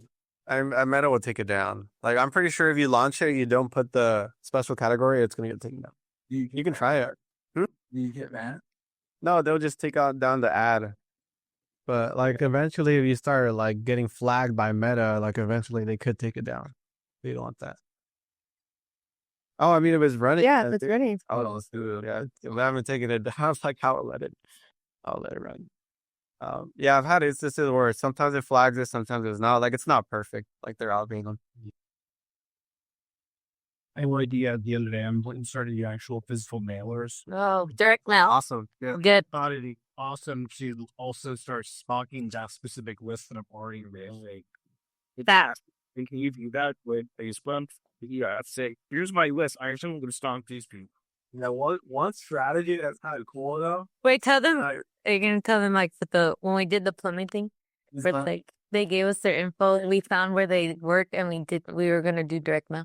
Yeah, like one for people strategy is like with a city run ads, and then people opt in, right? And then they give you their email, and maybe you ask for address, and you can just send them Any address. the mailers right after. Mm-hmm. So then they kind of start seeing you everywhere, and then maybe you retarget them with ads. So they're like, I saw their ad out there, and I got a mailer, and then now I'm seeing them everywhere. Like every time I go online, I'll keep seeing them. So mailers are cool. Actually, like I think they're underused for sure. Yeah. But because a lot of people aren't doing that, I think they're pretty fair. So like imagine this. Someone's scrolling, right, or they're on LinkedIn and they see an IT service. And let's just say you have a lead form. 14 crucial things you need to do if you don't want to get cybersecurity, whatever, right? Really good lead form. You ask for their couple questions. I would get their website. Their website, I mean, besides phone number, email, whatever, get the website. Because with the website, you get to see their physical location, right? Then what you do is you send them a direct mail and you set up the retargeting on Google, on Meta. Imagine this. They got a lead magnet on LinkedIn. They go on Google, IT near me. You pop up. They're like, oh, that company. They're on Facebook. You pop up. They're like, oh, okay. They go to their office the next day in a week. Your direct mail your mailer is there. When they're looking for IT companies, who are they going to go with? Them. They just saw them everywhere. So it kind of feels like you're stalking them in a way. Especially with the direct mail, but it works. So even like ADUs, I would do that there too. A lot of like those pest control. I would do that too. I think mailers are cool. Yeah. Here's kind of the funnel, different types of ads you want to be running. So like, let's just say with funnel, you want to bring in more people, as many as possible. You could do ebooks, infographics, videos, podcast, newsletters. Let's just say your lead magnets are at the top. And once they become a lead, then you have your MOF in middle of funnel. So then that's like more educational resources, emails, whatever. That's also where I would start showing some offers. And then here, once they know you, they know what you sell, they know your product, and you want to show things like testimonials, case studies, demos, social proof. Because they're like, okay, I know what they do. I know they sell ADUs, but like, do I trust them? So like, you want to show them, okay, here's some like testimonials or here's some reviews so you can build some trust. And that's kind of how you can set up your funnels. Sure. You don't want to just run one ad. You got to funnel them in. So I know there's a couple barbers in here, so I'll use an example. By the way, what you're doing is awesome. It's leverage, right? So the first leverage is I'm a barber, I make money. The second is I own the barber shop. The third is I'll teach you how to own your own barber shop. So with something like this, the top of funnel is a call out. hey, are you a barber? You're tired of working X, Y, and Z. You want to scale? I'll teach you. Middle of the funnel is like, hey, I'm here with Ralph. He used to be one of my barbers. Now he just opened up his shop. Like, damn, bro, and you got a new car over here. Like, that's awesome. Middle of the funnel. And then you get them at the very bottom. So you're funneling them in. You never just want to put one ad out there. You got to retarget. Everything. There's a strategy to it. And maybe you'll give them a special offer or something. Yeah. Different angle. Case studies are really good too. Case studies, testimonials, stuff like that. Here are like some different ads, like different examples. So add it like a curiosity driven ad. So for your eyes only, click to reveal our 2024 Terra Planner. But imagine instead of a Terra Planner, it's your PDF or lead magnet, but you blur it out to add some curiosity a little bit, or an SOP or something. Us versus them. I like these ads. I've seen them a lot. Like, this is us. This is why we're different. Us versus them. You funding and like what no LLC needed versus It's like them. no LLC needed, 3 weeks, kind of making how you compare yourself to everyone else. Urgency offers. You see offer ends May 6th. So adding some type of urgency that works well more like bottom of funnel where they already know your product when you kind of want to add some urgency there. Customer reviews. This is like middle of funnel, bottom of funnel, kind of showing that, hey, we have clients that love us. Lead magnet. This is kind of an example, right? Plumbers marketing checklist. So imagine for your industry and your business, like figuring out how can I create some type of lead magnet, some type of checklist, some type of SOP, some type of template. 3 reasons why, or 4 things to consider. Case studies. Ambler transformed their digital presence with creative website design and strategic campaigns. A case study. Learn this strategy in this full case study. I feel like we're saying the barber one a lot, but like here's a case study of one of our students who bought his own barbershop in 2 days and how he did. Or here's a case study. He used to be a mechanic. Now he owns his shop too. Yeah. Special offers. New Year sale extended 2 months for $199. Offers work well for ads. Those work really well. Especially like pest control. If you have an offer, something like that. ADUs, I don't know if the permits are issues, but hey, have you been permit got rejected? We've helped X amount of people build ADUs. Marketing agencies, we've been able to scale X amount of clients. We made our client 100K in a day or whatever your numbers are. Yeah. Cool. And then KPIs. So this part's really important. A lot of people, you'll hear CPL a lot, like cost per lead. And a lot of people focus on cost per lead a lot, but what you also want to track is like, what's your cost per sale? What's your cost per booked call? And what's your client's lifetime value? So once they buy with you once, how much money do you make with that one client? Maybe it's a recurring service. Maybe they buy one product month 1 and maybe month 6, they buy another product. That's, month 1, they buy $1,000 product. Month 5, they buy a $5,000 product, but they came from an ad and you spent $200 to acquire them. So those are kind of the key economics that you want to keep track of. And then here are some of the softwares. Like I mentioned, high level, like just get high level. If you don't even have a CRM right now, just get high level. Agency analytics is good for tracking. Hyros, Google Sheets, Supermetrics, Google Analytics. You want to track all your metrics. If you're spending $10K or more a month, you need Hyros. Can you go back? Yeah. Everyone here could use Go High Level. Yeah. Every business. It's a CRM. Just get it. It's a CRM on crack. You can do everything like MailChimp. You can send email, text campaign, connect your Zoom, your social media, build your site on there. Yeah. It's like one-stop shop. Really good. Does anyone? If you're a coach, put your clients on that CRM. So like for next year, if you're like, hey, you need a CRM. For agencies. For agencies, yeah. Agencies. Put all of your clients. Dude, actually, yeah. Like, if whatever offer, like, especially if you have a coaching offer, you'll be like, hey, you also get a free CRM with all our templates and stuff. Like, it's pretty good. Because it's just an add-on. And you can create unlimited sub-accounts. We gotta work on it because, yeah. What I'm doing is the CRM that I'm working on. as an extra like value to them, I'm having them sign up. I'm not gonna text another person sign up with them. So I get $1,000 credit, so that covers up my monthly fee. So I'm taking care of my own Yeah. fee for the serum, but it would be nice to kind of be like in-house, like I had mentioned before. That way, it's like becomes recurring revenue or something. Right. Yeah. The cool thing about Go High Level that maybe some people don't know is you can create unlimited sub accounts. If you pay for the top. So basically, like Nestor, you could be like, I'm like everyone that signs up, I'm gonna give them account, and then maybe I'll charge them like 200, 300. We have people that are on our CRM that we probably haven't spoke to in a while because it's just a monthly subscription, but they're on our subscription. It's like you create your own SaaS company, basically. That Go High Level is cool. Yeah, we white label it. Yeah. And Oh, he's a life insurance agent and he does life insurance marketing. You need to go all in on that, and you can definitely include the Sarah. I want it. your White Label. Good. High Rose. High Rose is if you're spending around like 10K a month on ads, you should get High Rose.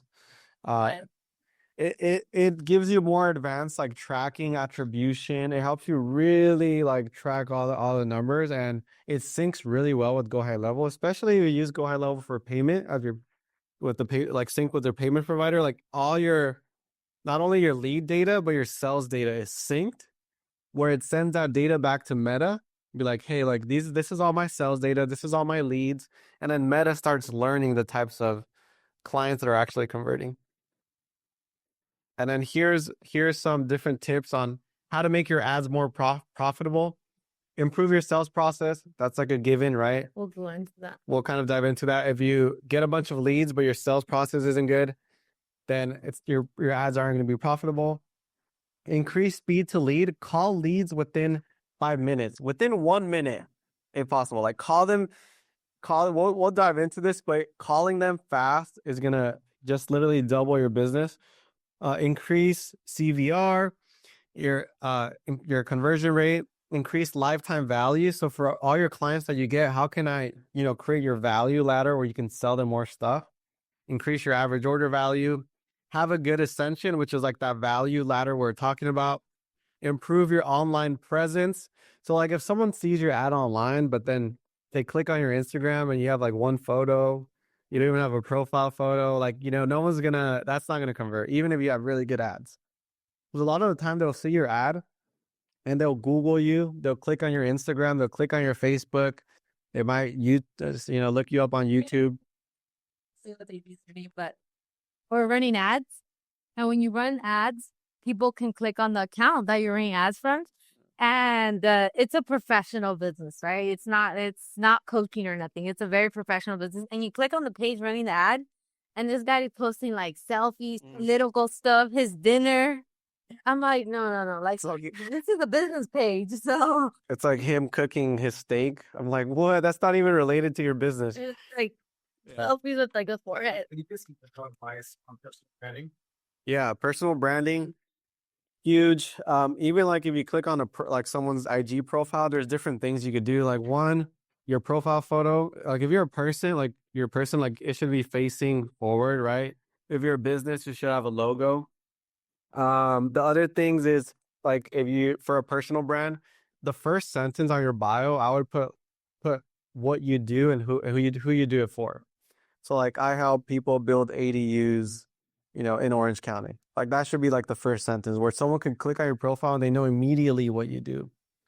I would also pin the top 3 posts, like pin 3 really good posts, because that's the first thing people are going to see on your profile. Pin your top 3 posts, pin your top 3 reels as well. You can also pin reels, which is really important. So like even on my page, if you click on my page, my 3 pinned posts are all the flyers. Because that's the first thing people are going to see when people go on my profile, right? That's the first thing they're going to see.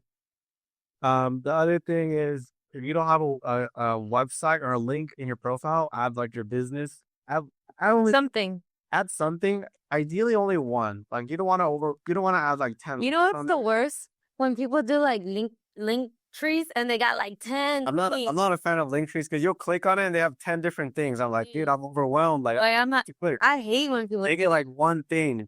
one funnel. So with my entrepreneur's page, we have like the primary site for just you've developed each, have interests and needs of people who are trying to take things. You try to mention where. Yeah. But then I also one of monthly events will have happening. So I end up too. So in that thing, how would you approach that?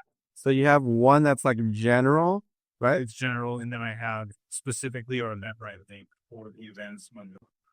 Because you have them every month. Mm. The general one, do people sign up for that?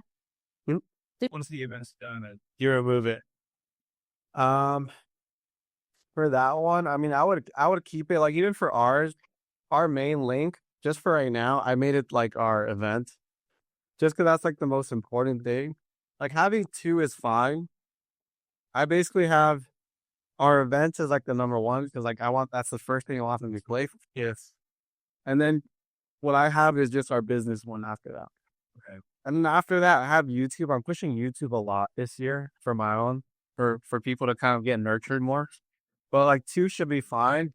And what's cool on Instagram, you can even add a photo for the main one that you want to highlight. You could do that, which is kind of cool. Yeah, so right now if you have a link tree in your bio and you have like my Instagram, my TikTok, my Amazon, like everything, like just one funnel. What's cool about Instagram now is that this is native. Like I don't need Linktree. This is like here I have like the main link I want people to click, and then there's like.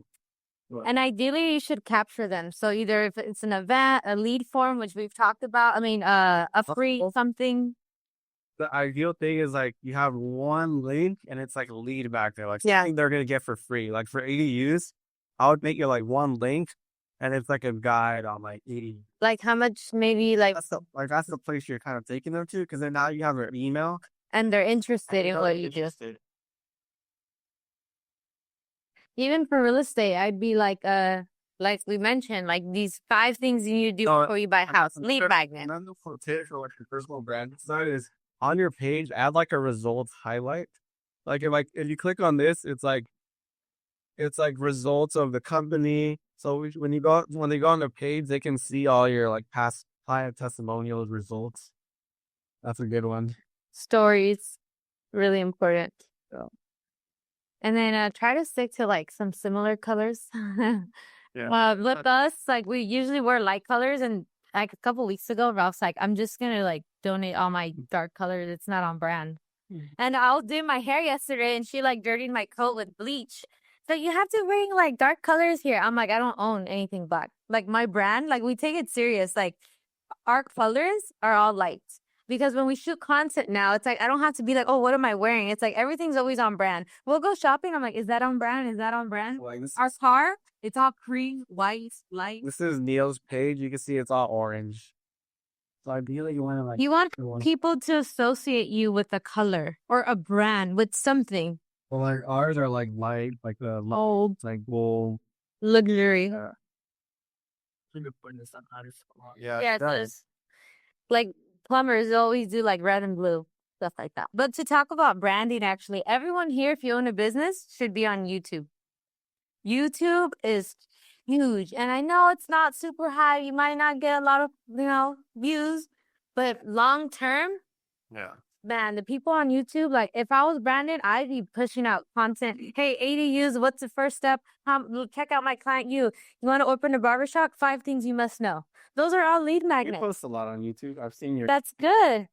Yeah, I stopped for a while because it's overwhelming. I hired a video on Yeah. there, so now like we're back up. Yeah. Yeah. Even if you're in real estate, real estate, like TikTok, Instagram. Yeah. YouTube is huge. I mean, have success on YouTube just Shorts, well, you get subscribers. Yeah. you'll get subscribers, but you won't get people that are really like bought into you. Really. You know what? Right now, YouTube is actually pushing small channels a lot. Like, there's a lot of small channels with like 100 subscribers, and they're being shown on the homepage. Even Nestor, like I would be like, hey, thinking of opening up an auto shop. Yeah. Avoid these costly YouTube- mistakes that cost me. And you got to realize YouTube just recently switched their algorithm. Now they're showing smaller channels. Before they weren't. And you can cut that and do reels from that. Yeah. Right now we're actually doing. That's why like my number one at the top left in the vision board was YouTube. Like I'm betting pretty big on YouTube. About innovation management, because, for example, He try to build people per year. It's not like all the time. Thanks. Yeah. And you just want what you so Like for a company. Okay, so you're saying for a company.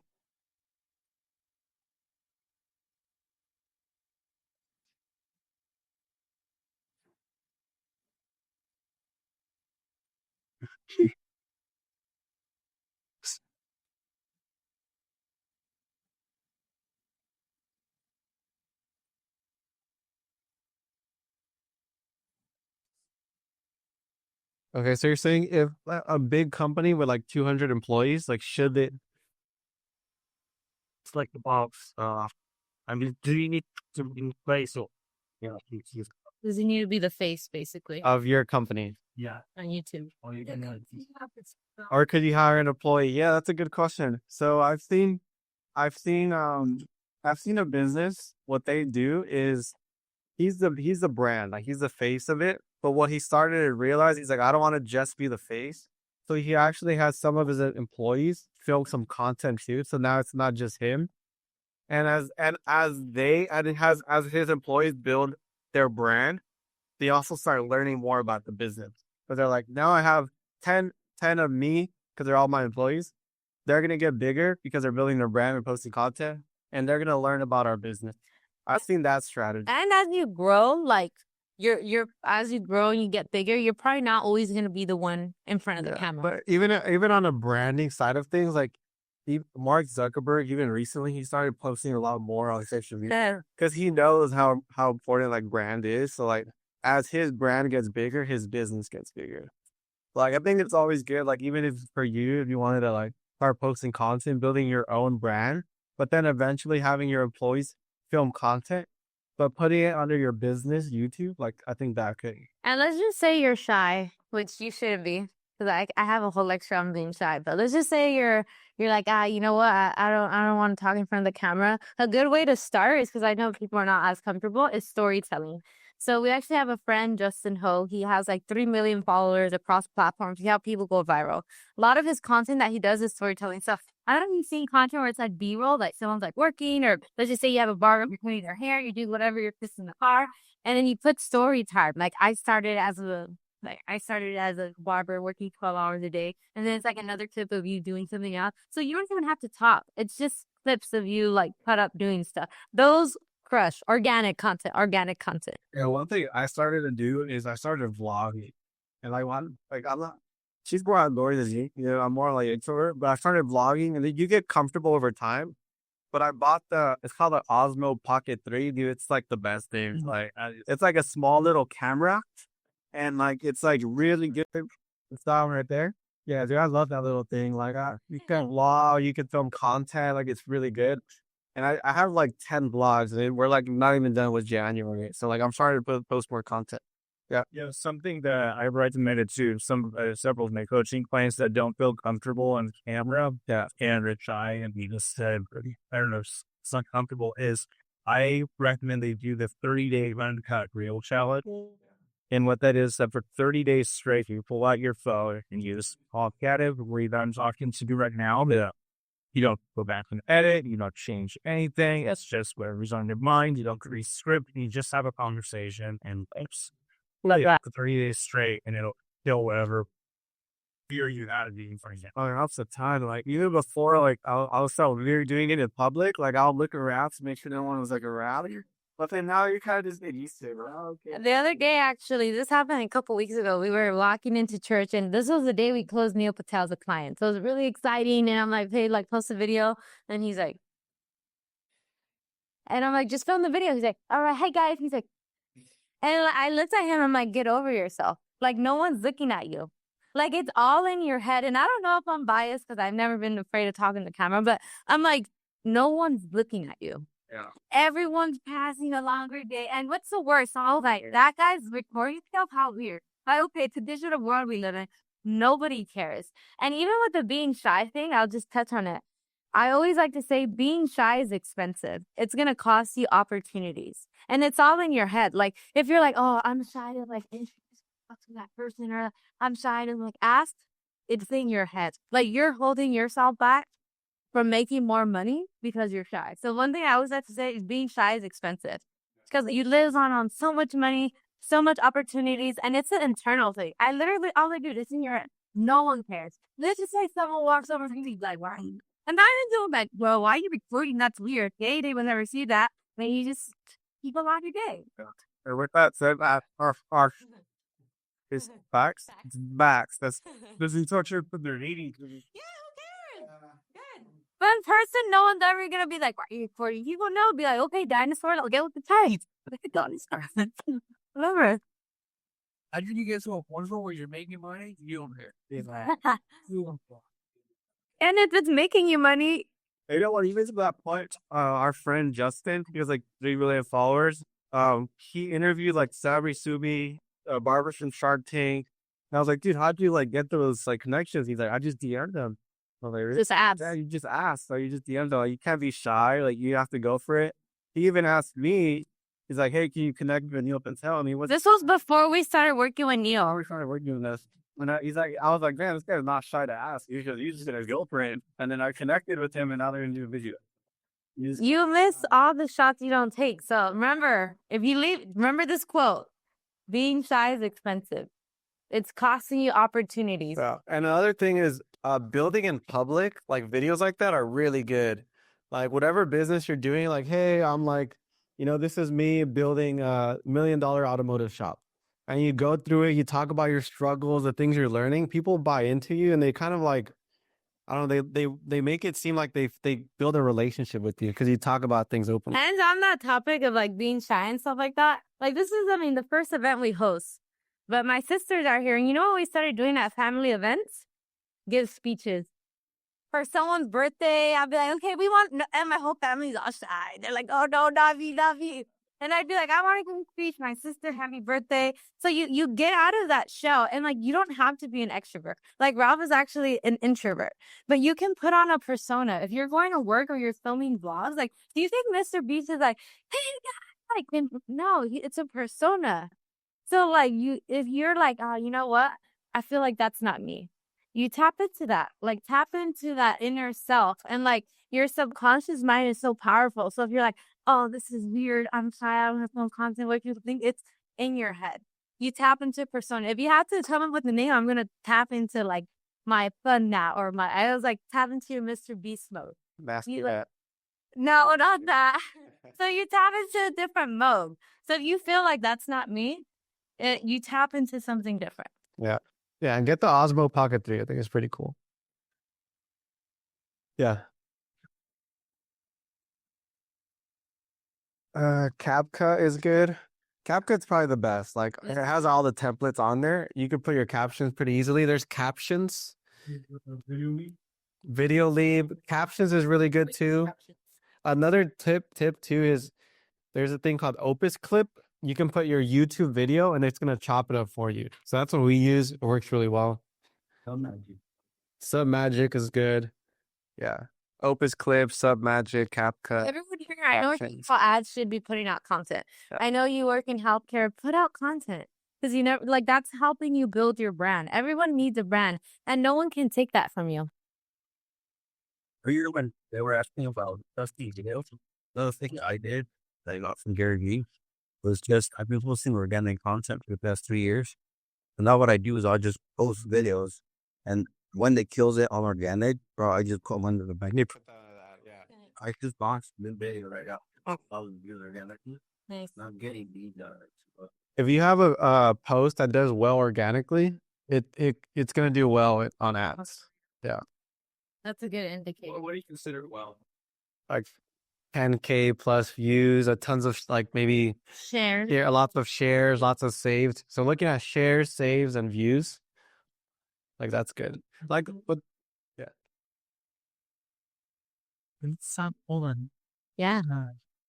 He uses you to not put any money on ads before proving which organic post works. Yeah. And then use to build up organic. Yeah. And then why that would you Then he would use that as an ad. Yeah. Even Alex Hermosi, he posts a bunch of tweets. He sees which one does best, and when he knows which one does best, he'll do a video off of that. That's how you can like quickly test, like even with organic, test a bunch of stuff, and then run it as an ad or make a video. I've done that, but on Threads. Does it matter like if you post like one after another, like on Threads, like boom, boom, boom, boom, or do I have to like also wait 30 minutes to post each one? I think Twitter and Threads you can post a lot faster. It's not like Instagram where you're like, oh, you can't post like 20 videos or it's kind of looks weird the same day, you know. Threads and Twitter you can post a lot more. Here's some goals that you should think about. It's like you should track for businesses. Like, what's your monthly ad spend? What's your average customer value? How many leads am I getting? What's my cost per lead? Sales, close rate, target monthly revenue, target ROI. If you're doing sales calls, like what's our show up rate is another good one. You want to be at like 60, 70% for show up rate. So these are some of the KPIs you want to be tracking. And quick little bonus. I love reading books. Like I love books a lot. Like if I could, I would have more of. Cut them off. Like we don't have space for the amount of books he wants. Because like when we have our house, like I want a whole library. Like he loves books. Like every day, new books. Like books. So I switched to the Kindle app, but these are some really good books for like marketing. Like really good. Like really really good. How to grow your small business, one-page marketing plan, sell like crazy, building story brand. That goes into like storytelling. I mean, classic $100 million offers, $100 million leads. And all of Russell Brunson's books are really good. Very tactical. Like you'd be surprised what you can learn from books. So that is my little spiel. Awesome. Okay. So now, before he walks out, do you guys have any questions about what he... Like stand up and stretch a little bit? Like just stand up and stretch? Because I know that was like a ton. Just kind of like little stretch. Did our team message us? They're like, I know what reference that was when I was saying that our... a lot today. Does anyone want like a 5-minute bill? No. We're on crunch time, guys. Let's go. Massive action, speed. Yeah, sit down. All right. Sit down. All right. Okay, you guys ready? See, that's why I said no stand. Next time, I'll let you stand up. Ask you. What do you think? Okay. Before we move on, do you guys have any questions about what Ralph talked about at us? No? You guys offer that service? So what we like? Yeah. Wait, which one? Which service? Oh, the edited videos? Yeah, we edit the videos. Yeah. And then we will refer Joel to our clients, so. Yeah, you should probably get one with Joel. You don't want to film it. You don't want to be in the video? Oh yeah, no. It's more productive to have like schedule a time. All right, guys. So here's the thing about running ads. You can run the ads, you can get the lead, but if you don't have this one thing in place, it's gonna fall through the cracks. It's a whole system. Remember I talked about the airplane? You need the marketing, you need the sell, and then after we bring in the leads and you have the sales, you know what happens? Your fulfillment crumbles. Because they're getting all you if we got here like 100 new people to sign up tomorrow to build AEs, we try to have the intersection. You know? If we got necessarily 1,000 new people to sign up with this coaching and they're all flowing up this one, you need the system after that, right? So we're gonna go into some important stuff. Sales follow-up. So this is really, really big. Like we talked about, sales and marketing go hand in hand. I know sales is like super sexy. It's like super cool. Like, I do sales and it's like, I collect the cash. It's super flashy. But marketing and sales go hand in hand. You can't have one without the other. They complement each other really well. This is huge. And let me tell you why. So whenever you're running cold traffic, you need to call within 5 minutes. And you're like, oh, that's a little excessive. Let me tell you why. There's studies on this. We're not making it up. If you call after 5 minutes, it decreases 10 days. Look at that. Just 10 days. Doctor, look how much it decreases. You want to know why? So people are scrolling on Instagram, right? And let's just say they see your ad, right? Let's just say they're car broke or whatever. They see your ad. And they put their information there. And then you don't call them until the next day. And you're like, you inquired about our ad or you're interested in fixing your car, whatever. You know what they're going to say? Like, wait, who are you? They don't know you. They saw like a 10-second ad on you. And not only that, they only saw out the house. They don't know who you're calling from.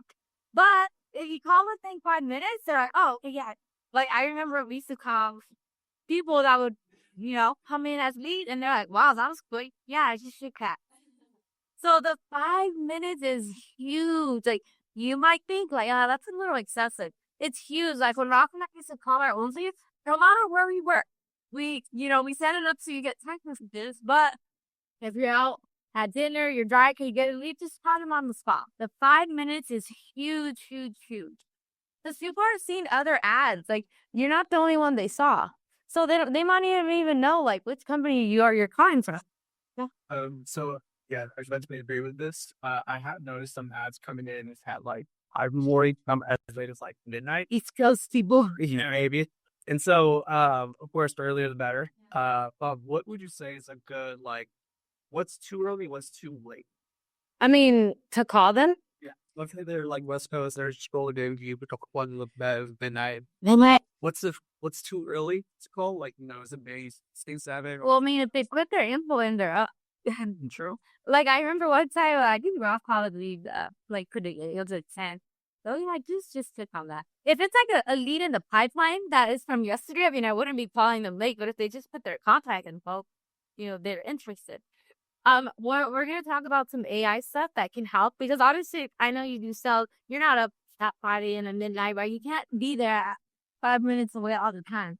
So we'll talk about, this is where AI comes in. We'll talk about what people are doing now. So best times to call. This is like, a lot of people think, I call them lead, they don't answer. Okay, especially when it comes to cold traffic. This is the big difference between warm and cold lead. They need at least like 9 touches, which means you need to call them at least 9 times, which means they have the honest. People are working, people don't answer from other numbers, right? Are you sending a text follow-up? Are you calling at different times of day? So typically, morning will do best, 7 to 8, and like evening time as well. So if you're in sales or you have salespeople, look at the times they're calling. If you're only calling every day at 5 p.m. and you're like, they don't answer, okay, well, maybe try switching up your time. And they need at least 9 touches. Like, you don't know how much it pains me when we bring in leads, but the sales suck. Like, at this point, I'm like, man, like, it's an uphill battle. That's the next thing we got to fix, And it's even with Albert, when we were first started running his ad, he was boosting, we fixed everything, we started running his ad. Every time I would see the sales team, they were always hanging out. I'm like, I know he's like, we're taking calls. Like, nothing was converting. Nothing. They switched their whole sales team, and now they're like maybe 800K just this month. So sales is crucial. Like, you can have the best marketing, the best leads, but a bad salesperson will be like, oh, they don't answer these leads, so they're not interested. Like, people think you're going to bring in cold traffic and they're going to throw money at you. Like, you're taking my money. Like, dude, you got want to do you. Like, not now. No. It's, hey, you got to convince people. It's so different from warm leads. So different. So this is huge. Calling at different times. So here are just more studies. At least 6 touches. Albert likes to say till they die. Until they're like, hey, dude, like, F off. Like, no, I don't want you. And then again, some people are not ready to maybe have an ADU or buy a home right now. Things got tough, right? Like, for example, he does fiction work there. Maybe 3 months ago, those weeks were like, nah, I don't want a new kitchen. Now that all the houses are burned down, if he keeps following up, who are they going to call for their kitchen? Him, right? So it might just be bad timing. The next thing, especially with coaching, is show up grade. That's like the next battle. The funny thing about marketing is like it's always the next battle. First, you have no leads. Then you have a sales problem. Then you have a show up problem. Then you have a fulfillment problem. But you keep tackling each state, right? So here's just some quick tips. If you're doing some sort of like appointment, right? Let's say you're doing consultation, you're doing some coaching stuff. One really good thing for show up grade is a personalized message. Hey, John, like, can't wait to help you blow up your automotive business. Can't see you tomorrow at 5. Whatever. Calling you in the morning, right? Group chat angles. This is a really interesting one. So we used to do this with a gym that we worked with, and they were doing like free trials for their service. Instead of just saying like, okay, we'll see you here, we'll put them in a group chat with 2 other people and say like, hey, this is the owner of X gym. They're excited to meet you.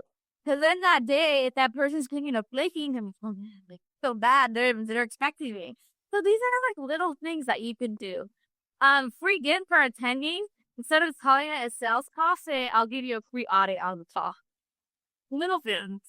Adding friction for quality. Booking within 72 hours. This is a big one. If you're a coach or you're doing any type of booking service, don't let people book a week later. They're gonna forget. Adjust your calendar so that people are booking within 2 days. They want a consultation, anything that they're interested, typically within 72 hours. If you book like 2 weeks in advance, forget it. Yeah. What was your group chat strategy? What was that? Yeah, so this works really well. Almost like a peer pressure thing. Field idea too. You do insurance, right? And you're gonna get on a call with someone. You tell like, hey, Nasser, can't wait to meet you tomorrow at 2. I put us in a chat with, like, Natalie. She's one of the owners here. So then they feel like that pressure, like, oh, I gotta show up now. And then people are totally fine with personalized messages like on the burst, like on a confirmation. Yeah, I'm like, hey, brother, looking forward to our call today. It's like, because this is like the show up stuff. Tip the next week on that. Any time you talk to them on the phone, like let's say the lead came through the same way, believe for, they'll call you. If you don't answer, they'll send a personalized message, say, hey, I'm here, like 10 minutes, and you can see the team in the facts. Yeah.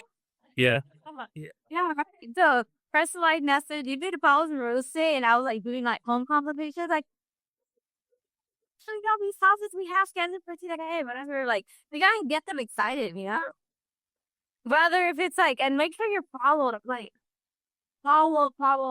We can get the text up, but like it's really, really important for our sales class. We have like so many follow-ups, like 10 minutes before, 4 hours before that day, that morning, right? I was gonna say for that was really helpful. People get notified when they watch it. Yeah. Like, you watch them. Yeah, that's really helpful too. Lou, we use that a lot. Sometimes Lou is like a professional. You're like in front of your camera, but like that's like so. Yeah. It's like, oh, it's a personal blessing. There's AIs nowadays that they can like. Yeah, it's like it's fake. It's a fake personalized message. So that's very cool too. But yeah, all these things are really, really important for sure. So for coaches, if they're like, hey, we're getting these because they're not showing up, these are a couple things we'll click in the back. Any questions? No? So what does Loom do again? It's like a you can send videos. Oh. So like It's like a Zoom, right? Zoom is like a video conferencing, like you can record yourself. Oh. So like we use it a lot for our team. Yeah, like your screen and stuff like that. Yeah. Okay, so this is where the AI, and I know you mentioned like, oh, what if like it's 5 a.m. or what if it's like 12 a.m., right? This is actually something we built out recently.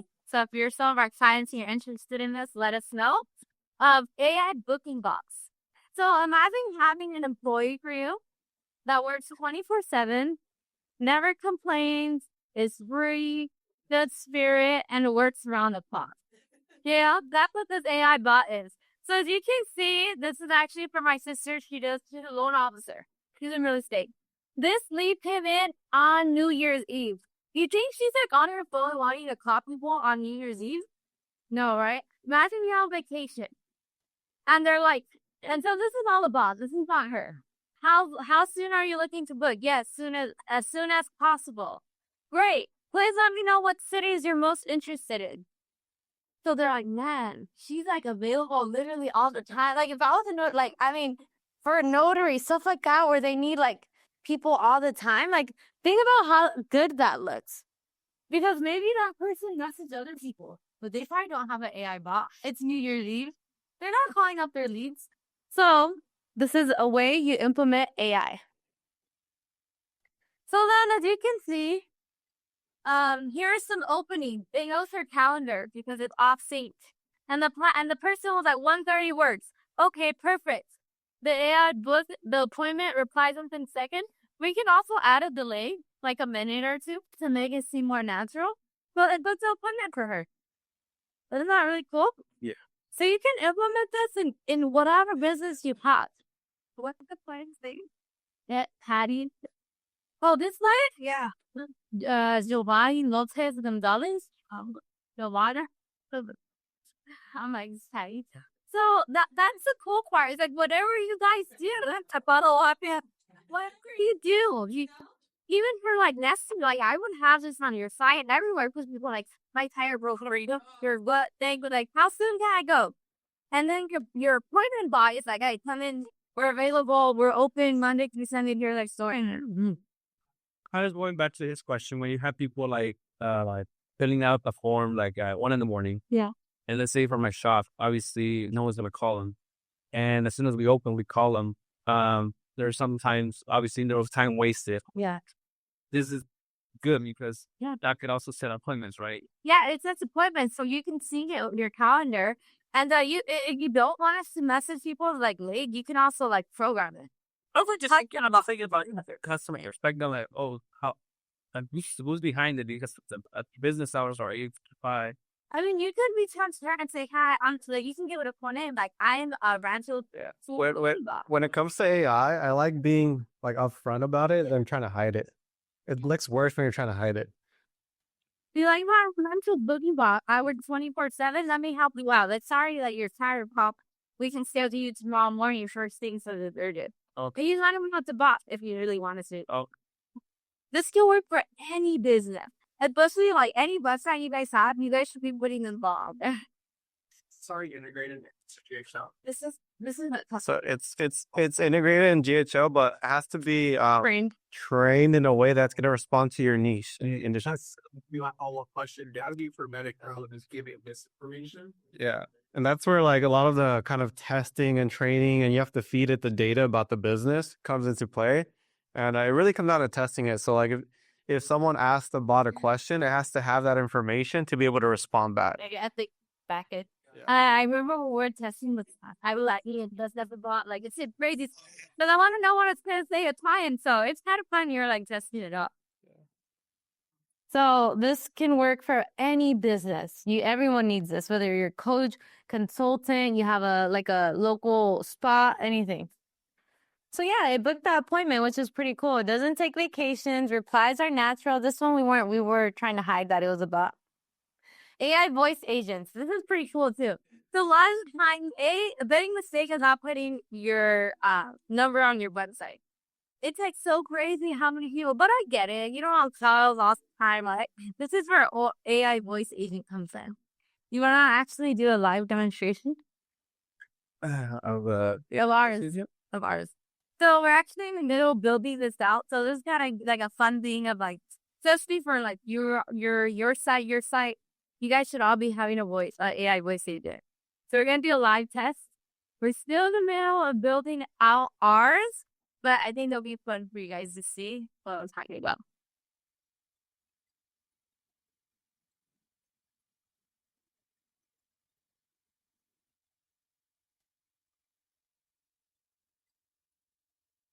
Kind of hard.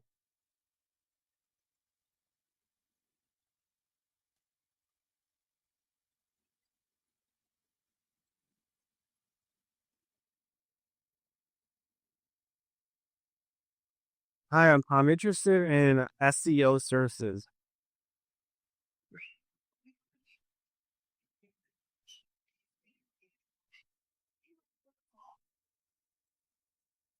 Yeah, sure. I want to call. paid version is starting with the quotation. Yes, Rafael Hernandez.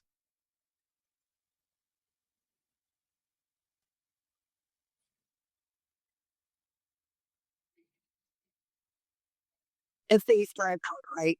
David R. Haynes, AELHERNANDEZ. Yes, perfect. Could you also provide an email address? Yeah, it's Rafael@gmail.com. Just to make sure, because email address AEL@gmail.com. Yes, correct. So then what it's gonna do is actually gonna book an appointment. It's gonna send me a text like, "Hey, your appointment is confirmed." That's it's actually gonna put it in the calendar. So Isn't it so cool? Like, you don't need someone like, yeah, you have a receptionist and all that thing, but like, man, like 24/7, around the clock, no vacation. Where you booking appointments? and what's cool is you can train it to answer questions. So it's like, oh, what about like You guys do this? you guys do this, and it's gonna know because it has all your data. How long does it take to do a kitchen sort? Like, how long? And like, the voice isn't perfect, right? But eventually, imagine like a few months from now, where like the voice sounds really natural, and you actually can have a good conversation. Rob has actually found his voice. He like trained AI